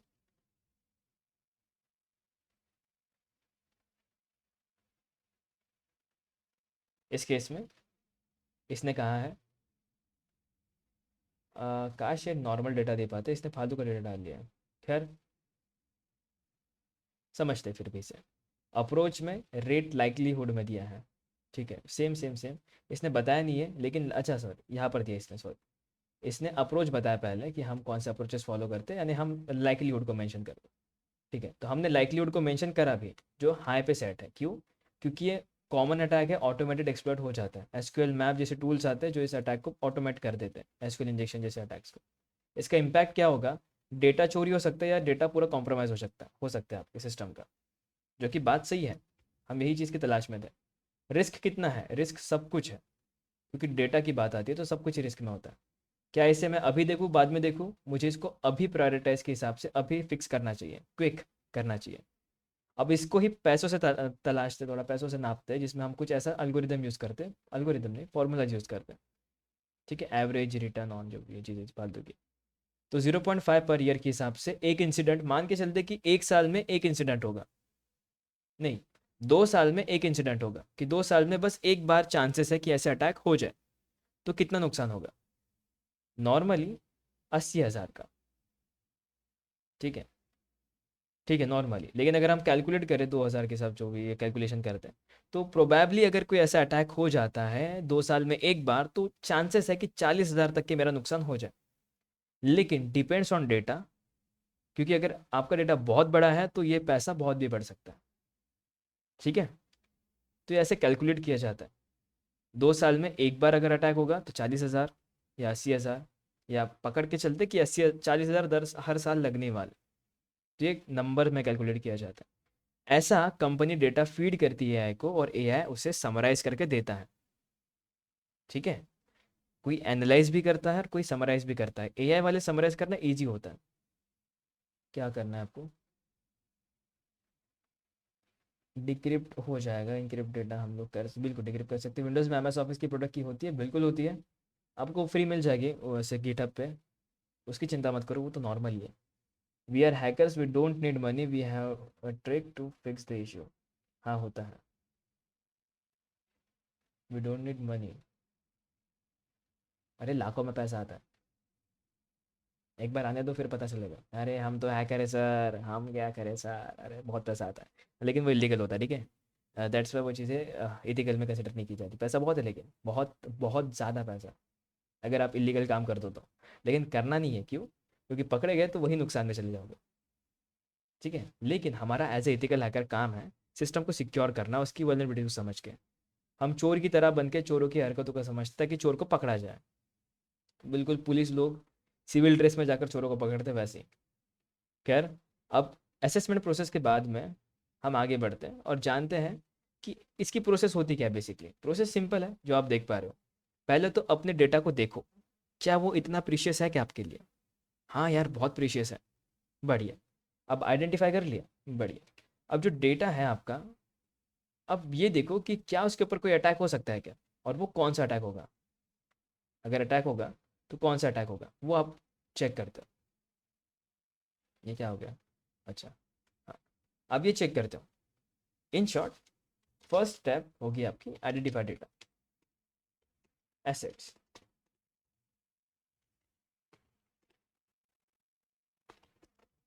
ठीक है। दूसरी जो स्टेप होगी वो होगी थ्रेट प्लस वल्नरेबिलिटीज को स्कैन करो, चेक करो या उसे एनालाइज करो, एनालिसिस करो उस पर। डेटा को देख लिया, अब चेक करो क्या इसके ऊपर कोई खतरा हो सकता है क्या, आएगा क्या। एनालाइज करो, क्या ये किसी चीज़ से वल्नरेबल है क्या, जो हमारा सिस्टम हो किसी चीज़ से वल्नरेबल है क्या। अगर नहीं तो बढ़िया, और अगर है तो फिक्स कर दो। और मान लो कि थोड़ा सा वल्नरेबल है, एकदम बेसिक सा वल्नरेबल है, तो रिस्क को कैलकुलेट करो कि कितना ज़्यादा वो नुकसान दे सकता है। कैलकुलेट की स्पेलिंग क्या आती है? कैलकुलेट ना, हाँ चलो ठीक है। कैलकुलेशन लिखता हूँ मैं, रिस्क कैलकुलेशन करो यहाँ पर। कितना नुकसान हो सकता है, क्या क्या फ़र्क हो सकता है, लो में है, हाई में है, मीडियम में है, कैसे। क्योंकि आपको अगर कुछ मिलता है तो आप ये ज़रूर कैलकुलेट करते हो। फिर यहाँ पर प्रायोरिटाइज करो, क्या वो आपके लिए बहुत ज़रूरी है, क्या उसके बिना आपकी ज़िंदगी अधूर, क्या हाई में कंसिडर किया जाएगा या लो में कंसिडर किया जाएगा, ठीक है। प्रायोरिटाइज के हिसाब से, क्योंकि एक वल्नरेबिलिटी हो या एक हो ऐसा ज़रूरी नहीं, 3 4 10 15 भी हो सकती है। तो उसके हिसाब से सबसे पहले कौन सी फिक्स करनी चाहिए वो आप प्रायोरिटाइज करते हो। ऐसा भी होता है, हम रिस्क को एक्सेप्ट कर लेते हैं, जो हम थोड़ी देर में पढ़ेंगे। रिस्क को एक्सेप्ट करना भी एक अलग कला होती है। एंड देन होता है मिटिगेशन टेक्निक। अगर फिक्स करना चाहो तो आपको प्लान बनाना होता है कि कैसे मैं इसको फिक्स करूंगा, अभी फिक्स करूंगा कि बाद में करूंगा, और कैसे फिक्स करूंगा, क्या फायरवॉल लगाना है, क्या सेटअप करना है, क्या फिक्स कर, सारी चीज़ें प्लान की जाती है माइटिगेशंस की। माइटिगेशंस यानी रिमिडेशंस, यानी इन शॉर्ट फिक्स करने की कुछ टेक्निक्स, कि हाँ ये प्लान बनाना है ताकि ये ऐसा ऐसा हो जाए, ताकि ये चीज़ हटी जाए, फिक्स हो जाए। माइटिगेशंस, ठीक है। अब माइटिगेशन से बात आती है, क्योंकि हमने प्लान तो जाना ही नहीं। माइटिगेशंस मतलब रोका कैसे जाए, क्या क्या चीज़ें हैं, लेकिन हमने प्लान्स तो जाने ही नहीं, तो हम इसके बारे में डिस्कस करते हैं अभी कि माइटिगेशंस होता है क्या। तो माइटिगेशंस की जब बात आती है तो strategies the first play role play करती है। सबसे पहले रिस्क को अवॉइड कर दो, ऐसी चीज़ करो ही मत जिससे नुकसान हो। आपने सोच लिया कि आपने क्रेडिट कार्ड की इन्फॉर्मेशन स्टोर करना ही नहीं अपने सिस्टम पर, तो जो नॉर्मल लोग क्रेडिट कार्ड से पे करते हैं उनकी इन्फॉर्मेशन सेव नहीं होगी, क्योंकि पे हो गया है ना, अब क्या करना है, फेंक दो उसको साइड में। अगर सेव करना चाहते हो तो ऐसी जगह पर रखो जो कि बहुत इनक्रिप्टेड है, बहुत सिक्योर है। या फिर अगर आपको डर लगता है कि आपका डेटा कोई चोरी ना कर ले, और आपके पास रिचार्ज नहीं है, नेट खत्म हो चुका है, और आपको किसी को कॉल करना है, डेटा भेजना है, तो आप किसी पब्लिक वाईफाई से कनेक्ट हो जाते हो। पब्लिक वाईफाई जो रेलवे स्टेशन पर होता है, बस स्टेशन पर होता है, कैफेज में होता है ना वैसा। पब्लिक वाईफाई में रिस्क तो बहुत होता है, लेकिन बहुत रिस्क होता है, अरे बहुत ज़्यादा, थक जाओगे ऐसा रिस्क होता है उसमें। क्योंकि डेटा कैप्चर करने के लिए हमारे पास टूल्स हैं, वायर शार्क जैसे, ठीक है। इनफैक्ट आपके पास बहुत सारे डिफरेंट टाइप्स ऑफ टूल्स है, वायर शार्क उनमें से एक है, ठीक है। इनफैक्ट बॉबसूट भी हमारे पास है, बॉबसूट प्रो। लेकिन अभी के लिए मान के चलते हैं कि ऐसी जगहों पर आप हमेशा रिस्क को अवॉइड करते हो, ऐसी चीज़ करोगे ही नहीं। क्यों ही पब्लिक जगह पे आप लॉग इन करोगे, या है क्यों ही पब्लिक जगह पर आप अकाउंट खोलोगे अपना कोई दूसरा, नहीं करोगे ना। आप खुद का इंटरनेट चालू करोगे। हाँ, सेफ रहना है तो वीपीएन लगा लेना, लेकिन हम अवॉइड करने की बात कर रहे हैं कि ऐसा रिस्क लूंगा ही नहीं मैं, सिंपल। रिस्क लो ही मत। रिडक्शन में क्या होता है कि रिस्क को कम करना होता है। देखो यार, रिस्क एक ऐसी चीज़ है ना जिसको कभी रोका नहीं जा सकता। ये बिल्कुल मौत की तरह होती है। हाँ, बहुत सीरियस डिस्कशन पे आ गए हम। मौत। क्या आपने कभी अपनी मौत के बारे में सोचा है? मजाक कर रहा हूँ, टॉपिक वापस आते हैं। रिडक्शन में क्या होता है ना, कि जो बेसिक चीज़ होती है सिस्टम के ऊपर हमने फायरवॉल लगा लिए, पैचेस लगा लिए, ताकि जो अटैक से उनको रिड्यूस कर दिया जाए। पहले सिस्टम खुला था, हमने उस पर शील्ड लगा दी, है ना। बिल्कुल। एग्जाम्पल लो कि सामने वाला जो बंदा है, आपका फ्रेंड है, उसको सर्दी हो गई है, उसको जुकाम हो गया, उसकी तबीयत खराब है, उसको वायरल हो गया। ठीक है। आप क्या करते हो? उसके साथ तो आपको बैठना है, क्योंकि एक ही बेंच पर बैठना है आपको, राइट। उसके साथ में, उसके बाजू में बैठना है। तो आप मास्क पहन कर बैठोगे। आपको पता है कि चांसेस है कि आपको वो सर्दी जुकाम वायरल हो जाए, लेकिन फिर भी आप मास्क पहनते हो ताकि रिस्क होने के चांसेस कम हो। इसे ही रिस्क रिडक्शन भी बोला जाता है। और अगर हम सिस्टम की बात करें, तो सिस्टम के अंदर हम फायरवॉल और पैचेस करते हैं। सिस्टम के अंदर जितने भी पैचेस अनअपडेटेड थे, अनपैचेस थे, उन सभी को पैच करते हैं और फायरवॉल को सेटअप करते हैं, ताकि आपका सिस्टम एटलीस्ट नेटवर्क और सिस्टम लेवल पर सिक्योर रहे। तो फायरवॉल बेस्ट होता है। ठीक है। देन आता है रिस्क ट्रांसफर करना। इंश्योरेंस जानते हैं ना वैसे आप, मान लो गाड़ी खरीद ली बहुत महंगी वाली। ठीक है। गाड़ी खरीद ली महंगी वाली विद दरवाजे के साथ में, और जाकर ठोक दी किसी को, है ना। तो पैसा कौन भरेगा? Insurance company. हाँ, साइबर सिक्योरिटी में भी इंश्योरेंस होती है, होते हैं। इनफैक्ट कंपनीज साइबर इंश्योरेंस लेकर रखती है, कि अगर उनके सिस्टम पर या उनका डेटा कभी लॉस हो जाए, कंपनी नुकसान में चले जाए, कि कभी किसी अटैक का शिकार हो जाए, तो वो साइबर इंश्योरेंस के थ्रू अपना चीज़ें या रिस्क कवर अप कर लेती है। अरे मैं तो मजाक कर रहा था, रिग्रेट के साथ मजाक कर रहा हूँ फिर भी। ओके। रिस्क ट्रांसफर समझ में आया? इतना ही है इसके अंदर। अपनी रिस्पॉन्सिबिलिटी किसी दूसरे के ऊपर ट्रांसफर कर देना, कि भाई गलती हमारी थी लेकिन अब तूने करना है। गाड़ी हमने ठोकी लेकिन इंश्योरेंस में था, तो कार वालों ने इंश्योरेंस दे भी दिया, है ना। बिल्कुल वैसे साइबर इंश्योरेंस आप पे करते हो, कंपनी परचेज करती है बैंक्स वगैरह से। देन आता है रिस्क एक्सेप्टेंस। अब बहुत बार ऐसा होता है कि आपके पास मल्टीपल रिस्क आते हैं, 10 से ज़्यादा रिस्क आते हैं। आपने इनमें से 9 को फिक्स कर दिया, एकदम प्रॉपर आपने फिक्स कर दिया, कोई इशू नहीं। एक रिस्क बच गया है, लेकिन वो बहुत लो पर है। तो इस रिस्क को ना आप कहते हो कि जाने दो, उसको बाद में करेंगे। इसे आप एक्सेप्ट कर लेते हो, यानी कि ठीक है यार, इतना तो झेल ही सकते हैं। इतना क्या है, कितना ही नुकसान होगा, इसने लो पर है ना, इसीलिए क्या ही हो जाएगा इससे। हाँ, भले ही ये लो पर है, लेकिन आपका काम होता है कि उसके ऊपर आप ध्यान रखो। ये काम होता है रिस्क के अंदर, रिस्क एक्सेप्टेंस के अंदर। एक्सेप्ट करना, भले वो लो पर है, ताकि इतना तो झेल ही सकते हैं आप, लेकिन उसके ऊपर स्टिल मॉनिटर करना, कि वो लो का मीडियम नहीं होना चाहिए या हाई नहीं होना चाहिए। ऐसा नहीं होना चाहिए, क्योंकि ये होता भी है अगर ये ज़्यादा लग रहा तो। देन कंप्लायंसेस की हम कुछ बात करते हैं। कुछ कहना चाहते हैं? नहीं ना, चलिए ठीक है। कंप्लायंसेस की हम बात करते हैं, फिर इसमें कंप्लायंसेस के अंदर हमें क्या क्या चीज़ें दी गई हैं, ठीक है। कुछ भी चीज़ें नहीं कंप्लायंसेस के अंदर, कंप्लायंसेस कवर अप कर देता है। यहाँ पर है ना, पूरा लॉज ही है, यहाँ पर तो पूरे लॉज ही लॉज पड़े इसके अंदर, कंप्लायंसेस के अंदर। और ये बहुत सारी चीज़ें इसके अंदर, मज़ेदार चीज़ है। और वैसे तो देखो, ये जो साइबर लॉज होते हैं ना, हमें बेसिकली नॉर्मल लेवल पे याद ही नहीं रहते। तो आप क्या करना, जितना याद कर सको उतना ही याद रखना, एटलीस्ट समझ कर लो कि इनका इनका ऐसा ऐसा यूज़ है करके। क्योंकि ये नॉर्मली अवेलेबल है गूगल पे। आईपी सेक्शन आप लिखो ऐसे, आपको लिस्ट मिल जाएगी। अलग ही लेवल पे आईपी सेक्शन लिस्ट, पूरे प्रॉपर आईटी एक्ट, और देखो 66 43 66 ऐप पूरी लिस्ट मिल जाती है। तो इसको याद मत करो, बस समझ के लो कि हाँ ऐसा ऐसा होता है करके, आपको कैसे सेफ रहना है और किसको सेफ रखना है। सेफ, सेफ, सेफ, क्या प्रोनाउंसिएशन है इसका? माइक ऑन नहीं था क्या मेरा? Oh sorry sorry, mic on करना भूल गया था मैं। बोलिए, कुछ डाउट है आपको? हेलो। हाँ जी सर बोलिए। नमस्कार। जी जय हिंद बोलिए। सर, मान लीजिए कि कंप्यूटर है, उसमें जो है वायरस आ गया और एंटीवायरस नहीं है, तो हम कैसे स्कैन करेंगे कि उसमें वायरस है, अवेलेबल है? कंप्यूटर है, विंडोज़ का ही होगा। जी जी जी। एमआरटी तो होगा ही आपके पास। MRT? हाँ, नहीं sir. Malicious removal tool kit, ये अपने ही एंटीवायरस का है, विंडोज़ एंटीवायरस का। ये जुगाड़ू है थोड़ा सा, इसका यूज़ कर सकते हो एक लॉजिकल लेवल पे।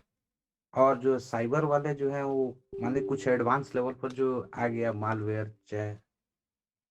थ्रेड्स वगैरह या ट्रोजन्स वगैरह, हम्म तो उसको जो है उस एडवांस लेवल पर कैसे स्कैन करेंगे कि मेरे सिस्टम में या मेरे मोबाइल में जो है वो अगर वो थ्रेड्स एडवांस या। लेवल पर है तो उसके लिए कोई भी डेटा अवेलेबल नहीं होता एंटीवायरस के पास में।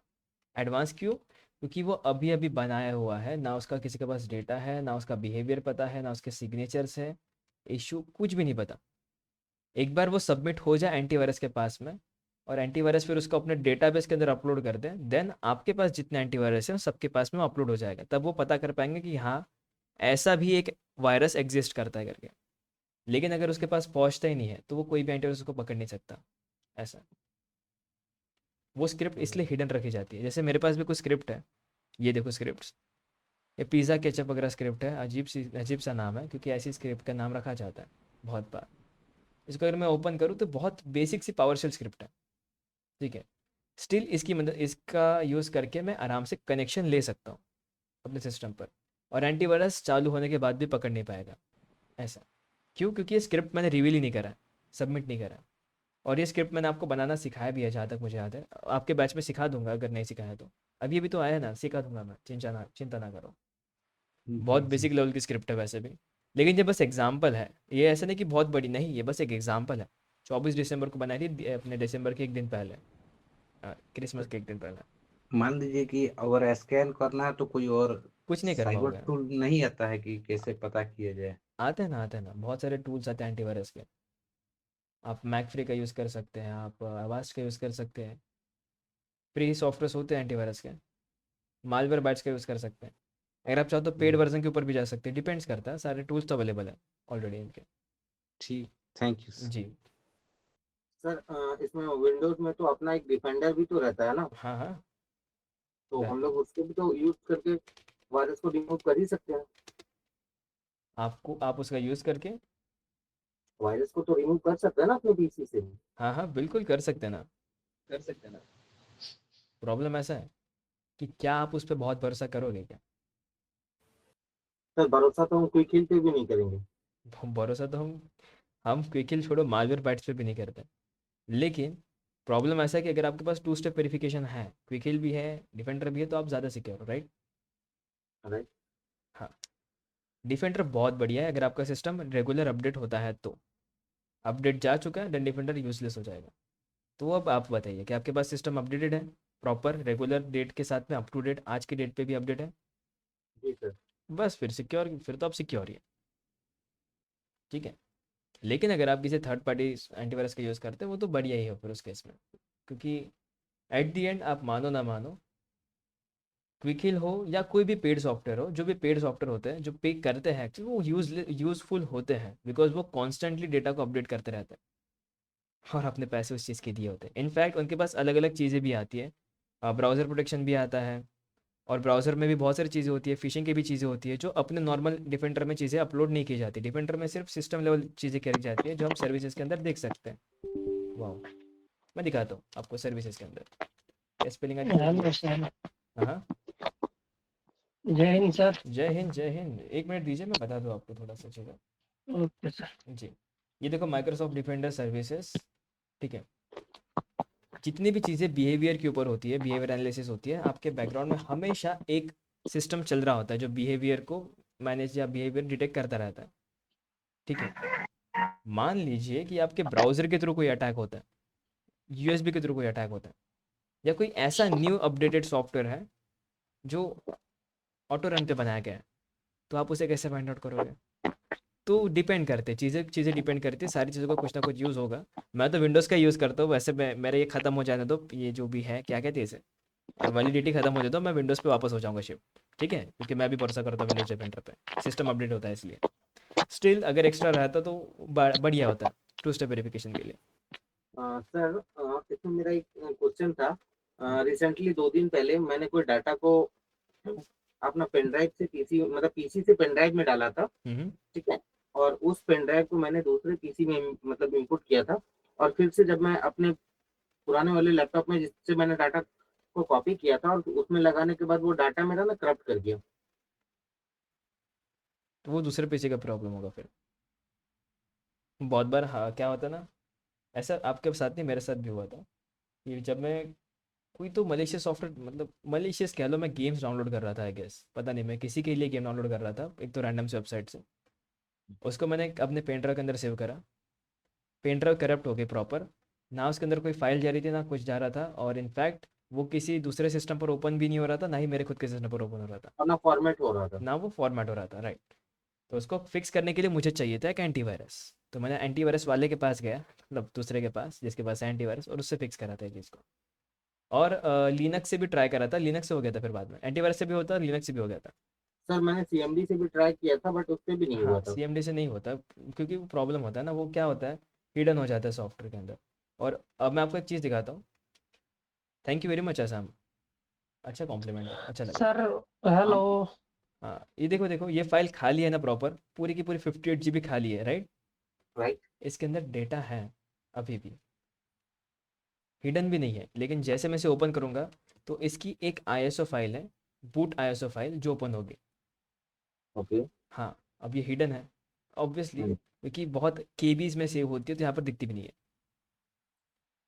बट हम लोग उसको वहां से भी तो वेरीफाई कर सकते हैं ना सर, डिस्क्रिप्शन में जा करके वहाँ पे जो व्यू डाटा रहता है हिडन फाइल्स।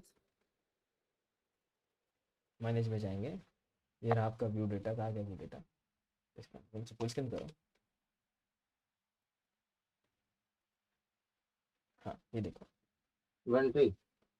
ये रहा वो फाइल, देखा। हाँ वेंट्री। क्या क्या?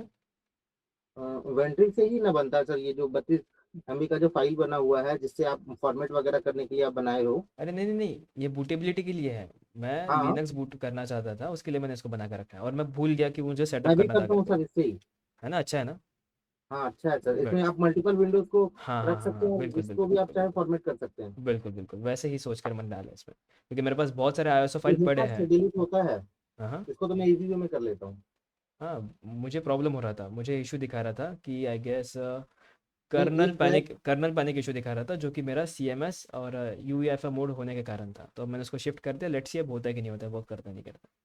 नहीं सर इसमें ना एक सिंपल सा वे हम लोग कर सकते हैं कि पहले जो 32 MB का जो फाइल है ना उसको डिलीट करते हैं और फिर से पूरा वॉल्यूम को डिलीट कर देते हैं तो वो कंबाइन हो जाता है। ऐसे कॉम्बाइन हो जाएगा, राइट। हाँ। अब नहीं करते थे वैसे, अच्छा ठीक है, मैं इसको बाद में करेंगे, अभी तो लेक्चर चल रहा है ना अपना, उसके बीच। ओके। Hello sir. हाँ जी, बोलिए बोलिए। सर मैं ये पूछ रहा था कौन सा लैपटॉप लेना सही रहेगा, हम्म, सजेस्ट कर दीजिए प्लीज। मैं तो सजेस्ट कर, मैं दिखा भी दूंगा आपको ऐसे ओपन करके, आप मुझे अपनी समस्या बता दीजिए, लेकिन अभी नहीं, मैं आपके सवाल लूँगा 11:30 को, ठीक है, क्योंकि तब अपना लेक्चर खत्म हो जाता है, तो मैं आपके एक्स्ट्रा के डाउट ले सकता हूँ, एक्स्ट्रा मतलब वही out of the syllabus doubt ले सकता हूँ 10-15 मिनट के लिए एक्स्ट्रा। अच्छा सर। हाँ, तो आपके जितना भी सवाल है हम यहाँ पे ओपन करेंगे, और आपके सामने आपका लैपटॉप ढूंढ लेंगे, ठीक है। लेकिन मैं शांत रहूंगा, और ओके आपको बोलना है, आपके लिए दिख जाएगा वो जो भी चीज़ आपको चाहिए, ठीक है। ओके, आपकी ठीक है सर। लैंग्वेज बहुत बढ़िया है, एकदम क्लियर, अरे बहुत बढ़िया, मुझे अच्छा है कि आपको समझ आ रहा है करके। Thank you. बिल्कुल, अब लॉस को समझ लेते हैं, लॉस ज़्यादा बड़े तो है नहीं, अगर आधे हो गए तो आधे ही कवर अप कर लेंगे, पूरे लॉस नहीं करेंगे, आधे ही कवर अप करेंगे, इतने ही कवर अप करेंगे, बाकी ऐसे रोक दे क्या, नहीं चलो ठीक है, जितना होता है उतना करते हैं। अच्छा, इसको कवर शुरू करने से पहले बाकी के जो दो टॉपिक थे, बाकी के जो दो लेसन्स थे, आपको क्लियर है, ये कुछ डाउट है उसके अंदर? दो लेसन्स के नाम क्या थे, फिर से भूल गया मैं। फाउंडेशनल प्रिंसिपल यानी CI model and risk management, and हमारा साइबर किल चैन, क्लियर है? बड़े आगे करें लॉस, लॉ की तैयारी करें। अब साइबर लॉस क्या है, क्यों है? करो सर करो। जी, अब क्राइम्स तो बहुत होते हैं, क्राइम्स लीगल होते हैं ना, ऑब्वियसली यार क्राइम्स लीगल होते हैं, लेकिन अगर आप करने जाओ तो वो इलीगल हो जाएंगे। ऐसे ही होता है, दुनिया के लिए सब अच्छे होते हैं, हम ही बुरा काम करते हैं। साइबर लॉस बने इसलिए है ताकि जितने भी डिजिटल क्राइम्स हैं वो सभी को कंट्रोल किया जा सके, फॉर एग्जांपल ऑनलाइन हैकिंग्स जो भी होती है, या डेटा थेफ्ट होता है, डेटा थेफ्ट मतलब डेटा चोरी करना, या किसी के प्राइवेसी का उल्लंघन करना, किसी के प्राइवेसी ना देखकर हम उसकी ज़िंदगी में घुस जाते हैं, स्टॉकिंग करते हैं, है ना। ये सब को रोकने के लिए साइबर लॉस बने हैं, जितने भी एक्टिविटी होती है ऑनलाइन दुनिया में, पेमेंट्स होते हैं, किसी का डेटा शेयर करती है, इमेजेस भेजते हैं, जो भी चीज़ें होती है, सब कुछ को प्रोटेक्ट करना है साइबर लॉ का काम है। तो ये एक अकेला लॉ नहीं है, बहुत सारे लॉज होते हैं, लेकिन उनमें से भी कुछ ऐसे कॉमन लॉज जो हम याद करें और अपनी ज़िंदगी में इम्प्लीमेंट या किसी को बता सकें बेसिक लेवल पे। तो ये ज़रूरी क्यों है? क्योंकि हम सभी व्यक्ति को, भले वो इंडिविजुअल क्यों ना हो, हर एक इंडिविजुअल, हर एक इंसान, हर एक नागरिक इंडिविजुअल की स्पेलिंग को प्रोटेक्शन की ज़रूरत होती है फ्रॉम, जैसे जैसे जैसे एक आम आदमी के पास क्या हो सकता है? डेटा हो सकता है, डेटा की प्राइवेसी हो सकती है, राइट? या कोई किसी का डेटा चोरी करके रूप बदल सकता है। मान लो कि मुझे किसी का नंबर मिल गया, तो मैं उस नंबर की मदद से किसी दूसरे को फ़ोन करूंगा और बोलूंगा कि मैं रमेश बात कर रहा हूँ। मैं रमेश, एज ए रमेश, किसी रवि को फ़ोन करूंगा और बोलूंगा कि मैं रमेश बात कर रहा हूँ, हालांकि मैं हूँ पृथ्वी मेन, लेकिन मैंने किसी का नाम चोरी करा, उसके अकाउंट के थ्रू मैंने उससे बात करा, किसी का आईडी चोरी करा। इसे हम बोलते हैं आइडेंटिटी थेफ्ट, किसी का आइडेंटिटी चुराना। हाँ, कैसे? क्योंकि आपके पास उसका डेटा है, तो आप उसके डेटा का यूज़ करके उसे बेवकूफ़ बना सकते हो। तो मैं बोलूँगा कि मैं रमेश का भाई बोल रहा हूँ, फिर मैं रमेश ही बोल रहा हूँ, आवाज़ बदल के, तबीयत ख़राब है, सर्दी हो गई है और बोलूँगा रवि से बात करूँगा, क्योंकि नंबर किसका जाएगा? जो भी नंबर जाएगा,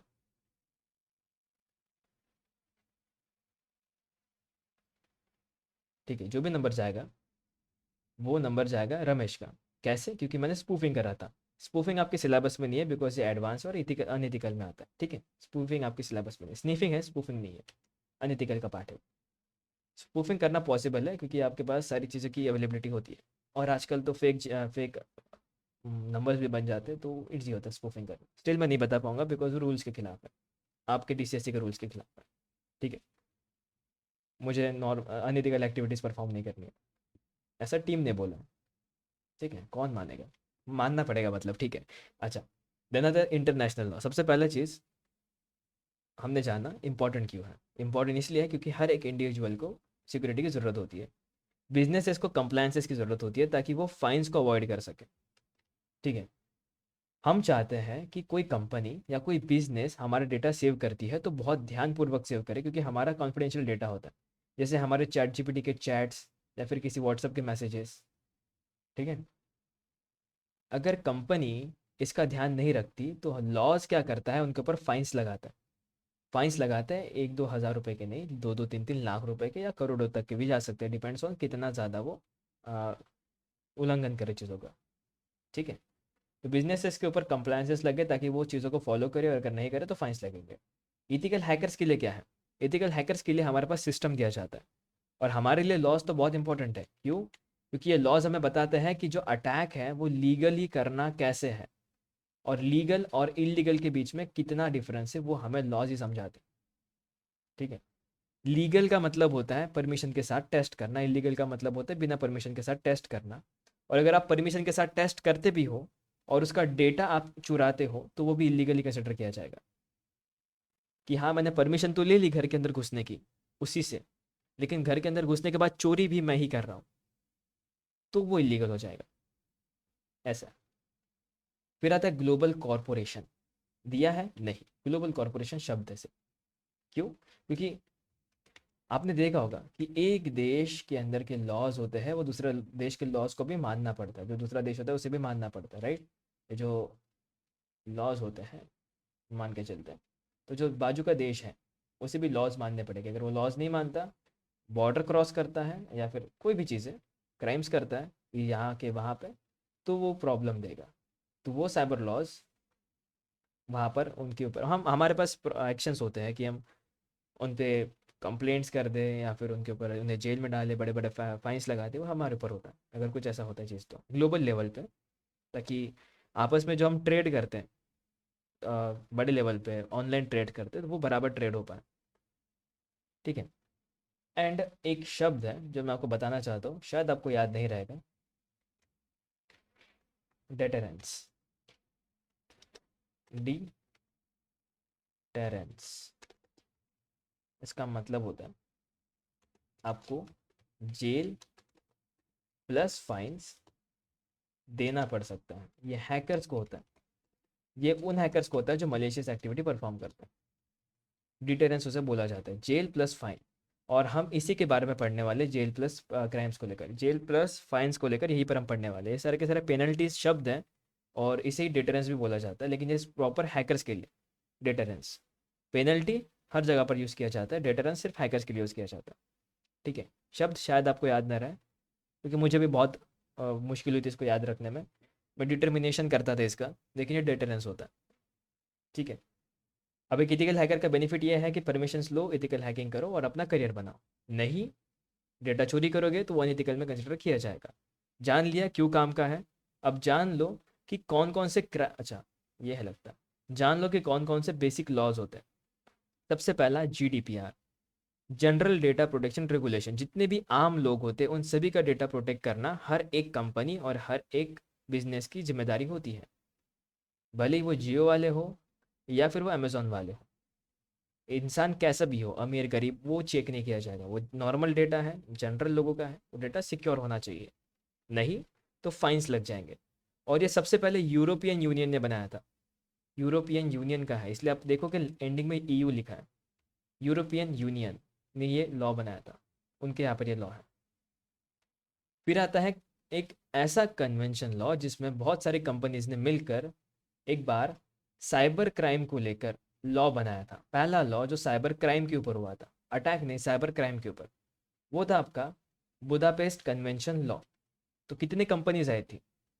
70 से ज़्यादा कंट्रीज आई थी, कंपनी नहीं कंट्रीज आई थी। और ये हुआ था 2001 में, cyber crime treaty 2001, Budapest convention on cyber crime. 70 से ज़्यादा कंट्रीज थी जिन्होंने बनाया था लॉज हैकिंग के ऊपर, फ्रॉड के ऊपर या एविडेंस शेयर के ऊपर। एविडेंस जो होता है उसे भी शेयर कर दिया जाता है, चुपके से इलीगली स्मगलिंग किया जाता है, वो सारी चीज़ों के ऊपर भी बनाया था लॉ, ताकि कोई क्राइम हो ना। एंड आप सभी जो यूट्यूब देखते हो उसके ऊपर DMCA फॉलो किया जाता है। इसलिए आप देखोगे कि किसी का यूट्यूब शॉर्ट बिना उसकी परमिशन से आप कॉपी नहीं कर सकते। क्यों?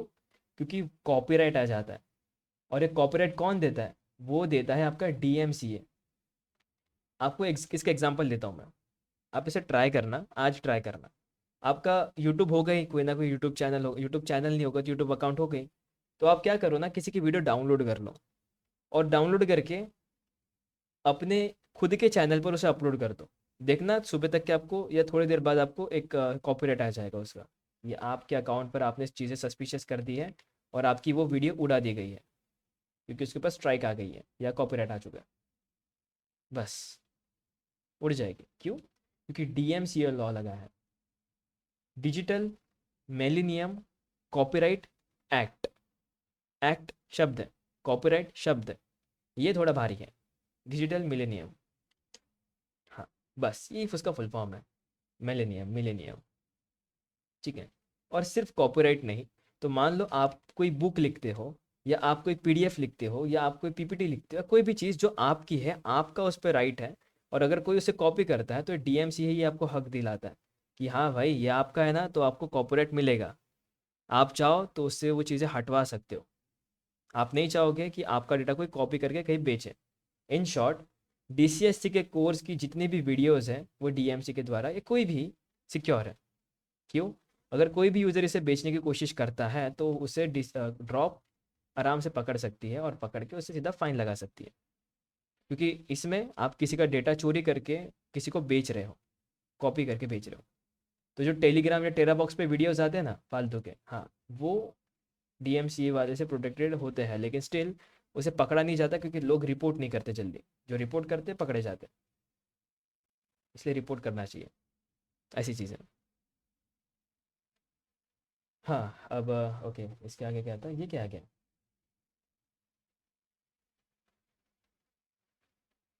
ये क्या चीज़ है? हाईलाइट, अच्छा हाईलाइट्स, ओके ओके, हाईलाइट्स आ गए, फेंको उसको साइड में। साइबर लॉज ओपन करो फिर से। साइबर लॉज ज़्यादा हार्ड नहीं है, बस इतना लॉज आपने जान लिया, परफेक्ट। DMCA आप जान चुके हैं, आपने GDPR जान लिया, आपने बुदापेस्ट जान लिया। अब इसके बाद हम जानते हैं कि कौन कौन सी बेसिक चीज़ें होती है। इन शॉर्ट, हैकिंग, ऐसे साइबर क्राइम्स जिनके ऊपर ही ये लॉ बनाया गया है बुदापेस्ट वाला। सबसे पहला है हैकिंग। हैकिंग क्या होता है? जो हम करते हैं, लेकिन हम इथिकल करते हैं। इथिकल में क्या होता है? परमिशन के साथ। तो हैकिंग क्या होगा?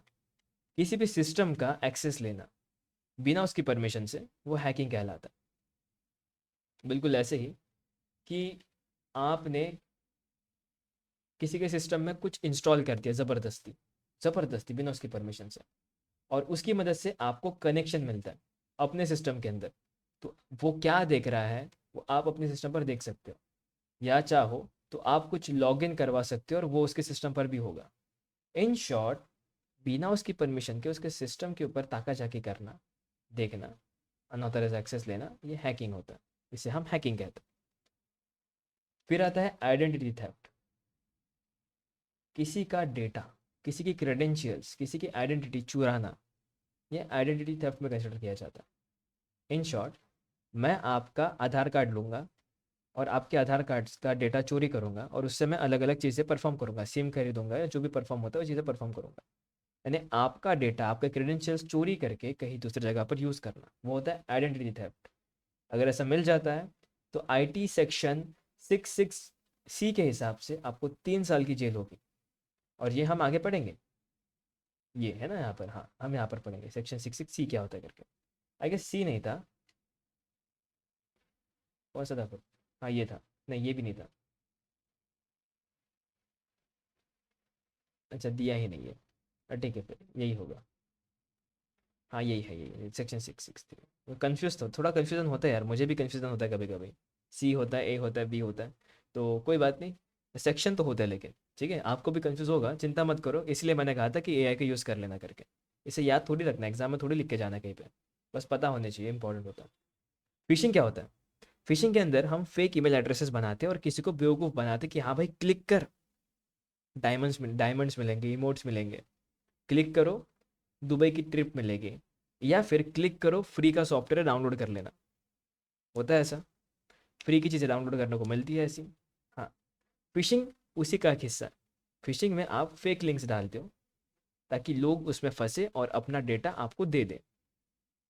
फिशिंग यानी एक नॉर्मल ये होता है ना, मान लो तालाब है, खून का तालाब नहीं, पानी का तालाब है, यहाँ पर आप अपने फिशिंग रॉड लेकर हो और मछली पकड़ने के रेडी पे हो कि हाँ भाई मछली पकड़ लेगा कोई, मछली आ जाएगी उसमें। मछली कैसे आएगी? जितना अच्छा आपके पास चारा होगा, चारा कहो ना, चारा ही कह लो उसे, जितना अच्छा आपके पास चारा होगा उतनी जल्दी मछली आएगी, है ना? ये मछली है, पिराना पिराना, है ना? मान लो ये इंसान है, ये आपका फिशिंग लिंक है, और ये यहाँ पर आप बैठे हो, यहाँ पर आप मस्त इंजॉय कर रहे हो, यहाँ पर फिशिंग लिंक है, ये हमारा इंसान है, अगर जो इसमें फंस गया तो उसका डेटा हमारे पास आ जाएगा। इनफैक्ट आईपी एड्रेस ट्रैक करना, लोकेशन ट्रैक करना, जितनी भी चीज़ें होती है ना, डेटा चुराना, लॉगिन चुराना, सब कुछ फिशिंग उसमें मेन रोल प्ले करता है। और इस चीज़ को या इस पूरे कंसेप्ट को आप कहते हो सोशल इंजीनियरिंग, यानी लोगों को बेवकूफ़ बनाकर लोगों की इन्फॉर्मेशन निकालना। सोशल एक्सपेरिमेंट नहीं, सोशल इंजीनियरिंग, इंजीनियरिंग, ठीक है? सोशल इंजीनियरिंग, ये ऐसा होना चाहिए, सोशल, ऐसा, ठीक है? अब आगे बढ़ते हैं और जानते हैं बाकी के बारे में भी थोड़ा सा। फिशिंग जान लिया, साइबर बुलिंग क्या होता है फिर? साइबर बुलिंग होता है लोगों को ऑनलाइन हरास करना, बोलना कि रे बेटा ऐसा करना चाहिए, नहीं तो देख तेरे मम्मी पापा को डांटूंगा, पकड़ लूंगा, फेंक दूंगा तेरे को, कहीं दिखेगा नहीं सुबह उठने के बाद, ऐसे होता है ना ऑनलाइन। नहीं सर, कैरेक्टर पे नहीं आए थे, वो ऐसे होता है ऑनलाइन। अब आपने तो देखा ही होगा ना ऐसे। अगर मान लो आपका 2-3 गेम अच्छा, आप मान लो फ्री फायर खेलते हो, पबजी खेलते हो, उसने आपको रिवाइव नहीं करा, आपको मेडिकिट नहीं दी, आप कैसे गुस्सा कर लेते हो एकदम से, अरे बेटा क्या कर लिया तूने, अब अगले गेम से खेलना नहीं, ऐसा वैसा, उसे हरास ही कहते हैं, ठीक है? ज़रूरी नहीं है कि हरास सिर्फ लड़कियों पर हो, लड़कों पर नहीं। हरास ऑनलाइन जितनी भी चीज़ें जो आप गाली गलौज करते हो, किसी को ज़बरदस्ती फोर्स करते हो किसी चीज़ के ऊपर, वो हरासमेंट में ही कवर अप की जाती है। अगर ये करते हुए मिल गए ना दोस्तों, मजाक नहीं, फाइन का तो पता नहीं, 5 साल की जेल तो पक्का है, जेल पक्का है। फाइन तो लगता ही है, जेल भी पक्का है। फाइन आई गेस 1 लाख का फाइन लगता है कुछ, जेल तो होती है लेकिन अच्छी खासी बड़ी जेल। हाँ, इन सभी, देखो, हैकिंग की दुनिया में, साइबर वर्ल्ड में, अगर आप पकड़े गए तो 3 साल तो मिनिमम है, 3 साल तो मिनिमम है, जेल आपको होगी ही होगी। और अगर आप इन अटैक्स में नहीं पकड़े जाते तो चिंता मत करो, फिर आप सिक्योर है, you don't need to worry about anything, right? अब हम आगे बढ़ते हैं और जानते हैं इंटेलेक्चुअल प्रॉपर्टी थेफ्ट, यानी किसी का कॉपीराइट डेटा चोरी करना और अपने जगह पर अपलोड करना। होता है ना, यूट्यूब से वीडियो डाउनलोड करते हैं और व्हाट्सएप पे अपलोड करते हैं, या यूट्यूब से डाउनलोड करते टेलीग्राम पे अपलोड करते हैं, या टेलीग्राम से डाउनलोड करते हैं और यूट्यूब पे अपलोड करते हैं। तो वो चीज़ें इंटेलेक्चुअल प्रॉपर्टी थेफ्ट में आती है। अगर ऐसा करोगे, डेटा पायरेसी करोगे, होता ना। मूवीज़ देखते हो आप सभी लोग? मूवीज़ देखते हो? वेगा के बारे में जाना होगा आपने, वेगा मूवीज़, है ना? जाना होगा ना, इस पे तो मूवीज़ ही मिलती है ना। पायरेटेड मूवीज़ होती है, राइट? कॉपीराइट तो होता है ना इनके पास में, और इसीलिए ये लोग अपना डोमेन चेंज करते रहते हैं। इनका हर बार डोमेन चेंज होता रहता है। ये एक मूवी का वेबसाइट, और आप तो बहुत सारे जानते हैं, मूवीज़ हब वगैरह वगैरह जानते हैं। एनिमेज की भी वैसी वेबसाइट होती है, गेमिंग की भी वैसी वेबसाइट्स होती है, राइट? हाँ, उनकी भी बदलती रहती है, क्योंकि वो कॉपीराइटेड एक्ट नहीं होता, उनके पास कोई कॉपीराइट नहीं होता। वो चोरी करते हैं। चोरी भी नहीं, हमारा ही फ़ायदा होता है। लेकिन वो पायरेटेड होते हैं सारे के सारे, पायरेसी सब कुछ होता है उसके अंदर। कॉपीराइट नहीं होता उनके पास, कोई राइट ही नहीं होता। कॉपीराइट खरीदा जाता है, पैसे देकर खरीदा जाता है।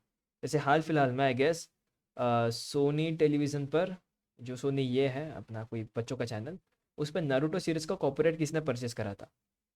वो परचेस करा था, पैसा दिया था उस चीज़ को दिखाने का, फिर हिंदी में डब करा था। अगर वो चीज़ नहीं करते तो वो लोग आराम से उसके ऊपर फ़ाइन लगा सकते थे, या जितना भी कंपनसेशन है, कंपनसेशन पे करना पड़ता है उस केस में। कंपनसेशन पे करना होता है, नुकसान हो गया तो। बहुत सारा ऐड आता है। इसीलिए इसीलिए हम लोग यूट्यूब पे नहीं देखते, या इसीलिए हम वेबसाइट पर जाकर देखते हैं जो भी मूवीज़ है, जो भी एनिमे सीरीज़ है, सब कुछ, क्योंकि एड्स नहीं आते, आपके पास एड ब्लॉकर्स होता है। देन इथिक्स के बारे में जानते हैं, हमारे लिए क्या काम की चीज़ है। ओके, चल इसको हम कल, अच्छा थोड़ा सा ही बचा है, ऐसे ही खत्म हो जाएगा। सबसे पहले इथिक है, वो है रिस्पेक्ट फॉर अदर्स प्राइवेसी। लोगों के सिस्टम में अनऑथराइज एक्सेस मत लो, अवॉइड करो, फंसोगे फाइन लग जाएगा। कोशिश करो कि इथिकल हैकिंग को आप अपनी जिम्मेदारी से करो, ठीक है? मतलब जो आपने सीखा है, जो आपने अवेयरनेस सीखी है, उसको लोगों को भी बताओ कि हाँ ऐसी चीज़ें मत करो, घर वालों को बताओ। और जितना परमिशन मिला है उतने परमिशन से टास्क परफॉर्म किया करो। आरओई या फिर जितने भी होता है ना कंसेंट के अंदर, उतना ही टास्क परफॉर्म करना। ज़्यादा करोगे प्रॉब्लम हो जाएगी, क्योंकि कंपनी नहीं चाहती कि आप इस वेबसाइट को विजिट करो या इस डोमेन को विजिट करो। अगर आप उसे विजिट करते हो प्रॉब्लम हो जाएगी। तो इथिकली या रिस्पॉन्सिबिलिटी के साथ आपको डिस्क्लोज करना पड़ता है चीज़ों को। और मलिशियस एक्टिविटीज़ हो उसे इग्नोर करना, इलीगल हैकिंग हो या मालवेयर क्रिएट करना हो या किसी का डेटा चोरी करना हो, इसे अवॉइड करना, क्योंकि आप इथिक्स हो, आप ओरिजिनल हो, आप जेन्युइन चीज़ें परफॉर्म करोगे। रिस्पॉन्सिबल डिस्क्लोजर मतलब होता है कि आपने जो भी वल्नरेबिलिटीज़ को ढूंढा है, जो भी चीज़ें फाइंड आउट करी है, वो सब कुछ को आप एक रिपोर्ट में लिखोगे, और रिपोर्ट को आप किसी को शेयर नहीं करोगे, सिर्फ कंपनी को ही शेयर करोगे जिसकी वो रिपोर्ट है, और किसी को बात नहीं छेड़ोगे।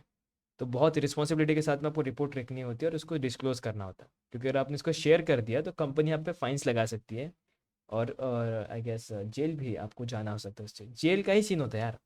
इंडिया में वैसे हम सेफ है, क्योंकि कॉन्ट्रोवर्शियल जो भी टॉपिक को छेड़ जाएगा गलती से, लेकिन हम ठीक है, आप जानते हैं हम, हमारे यहाँ पे मून टेक्नोलॉजी है यार, आप खुद चेक करो यार, क्या बात कर रहे हो। इसे काट दूंगा मैं रिकॉर्डिंग्स में, ठीक है? ये आएगा ही नहीं रिकॉर्डिंग्स के अंदर, काट दूंगा। ओके, देन आता है compliances with laws. Cyber security के अंदर हो तो लॉज के बारे में पता होना चाहिए कि नेशनल और इंटरनेशनल में फ़र्क क्या है। नेशनल के अंदर हमारे इंडिया के अंदर, और इंटरनेशनल के अंदर पूरे वर्ल्ड में जो यूज़ किए जाते हैं। जीडीपीआर इंटरनेशनल है, ठीक है, क्योंकि पूरे दुनिया में यूज़ किया जाता है।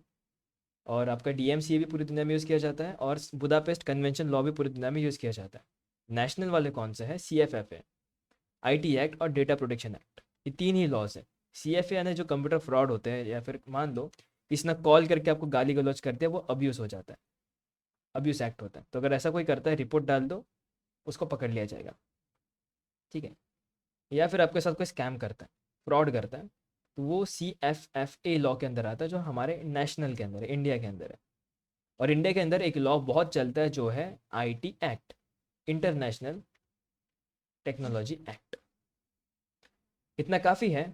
6 को हम कल देखेंगे, ठीक है? बस इतना का टाइम भी हो चुका है, और इतना काफ़ी है मेरे हिसाब से, ठीक है? Sir laptop. हाँ हाँ। अब मैं एक बार डिस्क्लोज कर दूँ सारी चीज़ों को, कि हाँ मस्त एकदम जाते जाते सबको जय हिंद बोल के जाएंगे, और मैं अपलोड पे डाल दूँ, देन आपका लैपटॉप भी चेक करता है, ठीक है? तो आज के लेक्चर के लिए इतना ही था। क्या आप सभी को लेक्चर की चीज़ें क्लियर है? किसी को कोई डाउट है कि हाँ सर ऐसा था वैसा था? अगर कुछ ऐसा है तो प्लीज़ मुझे बताइएगा। अगर ऐसा नहीं है तो फिर तो जय हिंद लिख दीजिए। अगर सब कुछ क्लियर है हेलो तो बहुत बढ़िया। बोलिए। जय सर। जय हिंद, जय हिंद। सर सर मैं बोल रहा था कि मैं ना एक नया एप्लीकेशन बनाया है मैंने हाँ, हाँ, पाइथन जेंगो फ्रेमवर्क से वेब एप्लीकेशन बनाया है। बढ़िया। अभी मेरा लास्ट लास्ट सेमेस्टर चल रहा है, तो सर मुझे ना उसमें कुछ ये मतलब डिसाइड करना है, तो उसमें मुझे गवर्नमेंट साइन करनी है, उनके वक्त साइन मतलब लॉजिक एरर हो गया। वगैरह। कोडिंग में लॉजिक एरर ही हो गया सिर्फ और सिर्फ, और कुछ एरर नहीं होगा। नहीं सर, मुझे तो मैंने काफी कॉम्प्लेक्स बनाया है, बहुत ज्यादा मेजर प्रोजेक्ट है, बट उसमें उसका डेटाबेस मतलब जेंगो है ना, जेंगो फ्रेमवर्क यूज किया है, तो उसका डेटाबेस कैसे एक्सेस कर सकता है hacker, injection ethical attacks hacker है। के थ्रू, क्योंकि मेरा ही प्रोजेक्ट है तो मैं उससे कैसे भी परफॉर्म करूँ तो उसमें कोई दिक्कत नहीं आएगी। इलीगली मैं एक बार करके चेक करूंगा कैसे कैसे क्या हो सकता है उसको, देखो, इंजेक्शन लीगली अटैक करूंगा तो guys, पाइथन की स्क्रिप्ट चल सकती है, इंजेक्शन अटैक चल सकते हैं, कमेंट आउट चल जा सकता है, फिल्टर्स ना लगाए हो तो बहुत सारी चीज़ें वहाँ पे एग्जीक्यूट की जा सकती है इनपुट पैरामीटर्स के थ्रू। ऐसा। फिल्टर्स तो लगाए हैं सर हमने। फिल्टर्स लगाए आपने? Yes sir. बढ़िया। मान लीजिए कि अगर कोई सेमी कॉलन लगाता है समहाउ, पाइथन में सेमी कॉलन का यूज़ नहीं है, लेकिन अगर आप सेमी कॉलन लगाता है तो क्या आपको कोई एरर आता है? एक्सेप्शन हैंडलिंग करिए आपने बराबर प्रॉपर वहाँ पे? Yes sir. अगर वो करा है तो बस ठीक है। अब क्योंकि मैं बिना सिस्टम को देखकर कुछ अंदाज नहीं लगा सकता, लेकिन जिस हिसाब से आपने बताया डेटाबेस के ऊपर है तो इंजेक्शन अटैक पहला पैरामीटर आपके ऊपर जाएगा। Please share sir how to access old class link. मैं दिखाता हूँ आपको, राहुल देखिए। इंजेक्शन अटैक कैसे करेंगे सर? उसमें एसक्यूएलाइट फ्री डेटाबेस यूज हुआ है, कौन तो सा? उसको database SQLite 3? SQLite free. Yes sir. हाँ, हाँ। तो उस डेटाबेस को कैसे एक्सेस किया जा सकता है? अगर उसकी फाइल है तो आपको सबसे पहले चेक करना होगा फाइल के अंदर वर्जन कौन सा है एसक्यूएल लाइट 3 का। 3 पॉइंट ही होगा ऑब्वियसली, लेकिन फिर भी। 3.3। हाँ। अब डायरेक्टली तो नहीं कह सकते कि अगर मतलब वेबसाइट सर वेब एक्सेस है तो फिर चेक करना होगा वेबसाइट पे अटैक करके। वेब एप्लीकेशन है जिसमें फ्रंट एंड यूआई जो है एचटीएमएल सीएसएस बूटस्ट्रैप से बनाए हुए हैं, बैक एंड में पाइथन जेंगो फ्रेमवर्क का लॉजिक है, और जो डेटाबेस है वो एसक्यूएलाइट फ्री है। तो उसमें मतलब लार्ज प्रोजेक्ट है, काफी मेजर प्रोजेक्ट है। प्रीमियम इसके हॉस्टल है, तो हॉस्टल का मतलब मैनेजमेंट है पूरा, रूम्स वगैरह, बुकिंग के रूम की बुकिंग चेक करना, रूम जो भी कस्टमर आ रहे हैं उनको मैनेजमेंट करना, आइडोर चेक करो उसमें। फीडबैक, मतलब नहीं मतलब सर वेब एप्लीकेशन बनाया है, तो हाँ, उसमें हाँ। मैं कुछ इंप्लीमेंट करना चाह रहा हूँ साइबर सिक्योरिटी के थ्रू, क्या कर सकता है तो बिल्कुल वेब फिर आपको एप्लीकेशन? थोड़ा वेट करना होगा, क्योंकि अगर एकदम आइडोर हो सकता है उसके अंदर, क्रॉसर स्क्रिप्टिंग हो सकती है उसके अंदर, पाइथन की स्क्रिप्ट भी हम यस सर। इंप्लीमेंट कर सकते हैं एज इंजेक्शन अटैक, या हम एसक्यूएल लाइट है तो एसक्यूएल इंजेक्शन भी परफॉर्म करके देख सकते हैं। डिपेंड्स। अब इसके लिए आपको वेट करना होगा, क्योंकि मैं एकदम चीज़ों को रश नहीं कर सकता, क्योंकि जो नए लोग हैं वो डर जाएंगे एकदम, अरे बाप रे सर इतना सब कुछ पढ़ना है क्या, ऐसा हो जाएगा। ठीक है, इसको आराम से करेंगे, ठीक है। बिल्कुल ऐसा है। सिलेबस हाँ, मैंने आराम शेयर से कर कर दिया है लेंगे जी। बस। हाँ, बोलिए सर बोलिए क्योंकि बोलिए। मुझे कॉलेज में सबमिट करना है, तो प्रोजेक्ट तो बन गया है पूरा, बस कि उन्होंने बोला है कॉलेज में कुछ यूनिक करो, मतलब यूनिक ट्राई कर सकते हैं। तो काफी बच्चे क्या होते हैं, तो वेब वेब एप्लीकेशन है कुछ भी उसमें जैन एआई का यूज कर लेते हैं। मैं जैन एआई का यूज ना करके मैं सोच रहा हूँ कि उसमें कुछ ऐसा यूनिक करके दूंगा कि आने वाली मतलब जो कोई बनाएगा तो इन चीजों का ध्यान रखेगा आगे किसी प्रोजेक्ट कमेंट आउट करना होगा आपको उसे अच्छे से। में। जैसे मुझे एक बार फिर भी देखना होगा, इसे डायरेक्ट अंदाज से तो नहीं कह सकता, सर लेकिन बढ़िया लग रहा है देख के प्रोजेक्ट। बीटेक वाले भी हैं क्या सर यहाँ? हाँ, हाँ, सभी है। टेक नॉन टेक दोनों अच्छा। बैकग्राउंड से सारे के सारे। क्योंकि साइबर सर मैं सिक्योरिटी फील्ड आपको में दोनों का लिंक में आवश्यक भेज होता है। दूँ? जी, सर बोलिए। मैं आपको प्रोजेक्ट की जिप फाइल प्रोवाइड करा दूँ तो आप उसको देख के कुछ बता सकते हैं क्या क्या? फिलहाल तो दोस्त कैसा है ना, आप सभी क्लासरूम के ऊपर है, तो यहाँ पर मुश्किल है लिंक प्रोवाइड करना, और प्लीज़ यहाँ पर लिंक प्रोवाइड मत करिएगा यहाँ बिकॉज टीम मॉनिटर यहाँ करती नहीं, है। यहाँ नहीं कुछ, यहाँ तो पहुंच ही नहीं पाएगा, यहाँ तो मैं दूंगा भी नहीं क्योंकि मेरा प्रोजेक्ट है जो मैंने बनाया है उसमें बहुत ज्यादा हाँ, मेजर प्रोजेक्ट है। बिल्कुल वो तो 1-2 लाख रुपए का प्रोजेक्ट है, मैं बिल्कुल बिल्कुल बिल्कुल, इसीलिए तो मैं उसमें क्या ही हो सकता है, मतलब उसकी सिक्योरिटी इनहेंस करनी है सिक्योरिटी इंजीनियर की तरह। शुरुआत में रश नहीं किया जाता, क्योंकि अभी मैं एकदम से कह भी नहीं सकता। देखते हैं अगर कुछ ऐसा होता है तो ठीक है। फिलहाल के लिए मैं थोड़ा बता देता हूँ यहाँ पे कि तो रिकॉर्डिंग्स कैसे आप एक्सेस थोड़ा करना हिंट हो गया। आप थोड़ा हिंट दे दीजिए, मैं खुद करके ट्राई करूंगा। सर 11:40 हो गए, अब लैपटॉप देखते हैं अपना। हाँ, हाँ, वो भी देखते हैं। आप लैपटॉप बताइए। रिकॉर्डिंग्स बंद कर दो ना। जय हिंद लिख दो यार सब लोग, रिकॉर्डिंग्स बंद कर देता हूँ, मुझे वही चाहिए। लिख दिया ना? अरे फिर ठीक है, फिर ठीक है, फिर ठीक है। सब लोग लीव कर सकते हैं, लेक्चर समाप्त हो चुका है आज के लिए, इतना ही। आई होप आप सभी को लेक्चर समझ में आ गया होगा। ऐसे ही मिलते किसी नए लेक्चर में किसी नए टॉपिक के साथ। This is your coach Prithvi Barapatre signing off. Jai Hind, happy hacking, good night. जी बढ़िया। रिकॉर्डिंग्स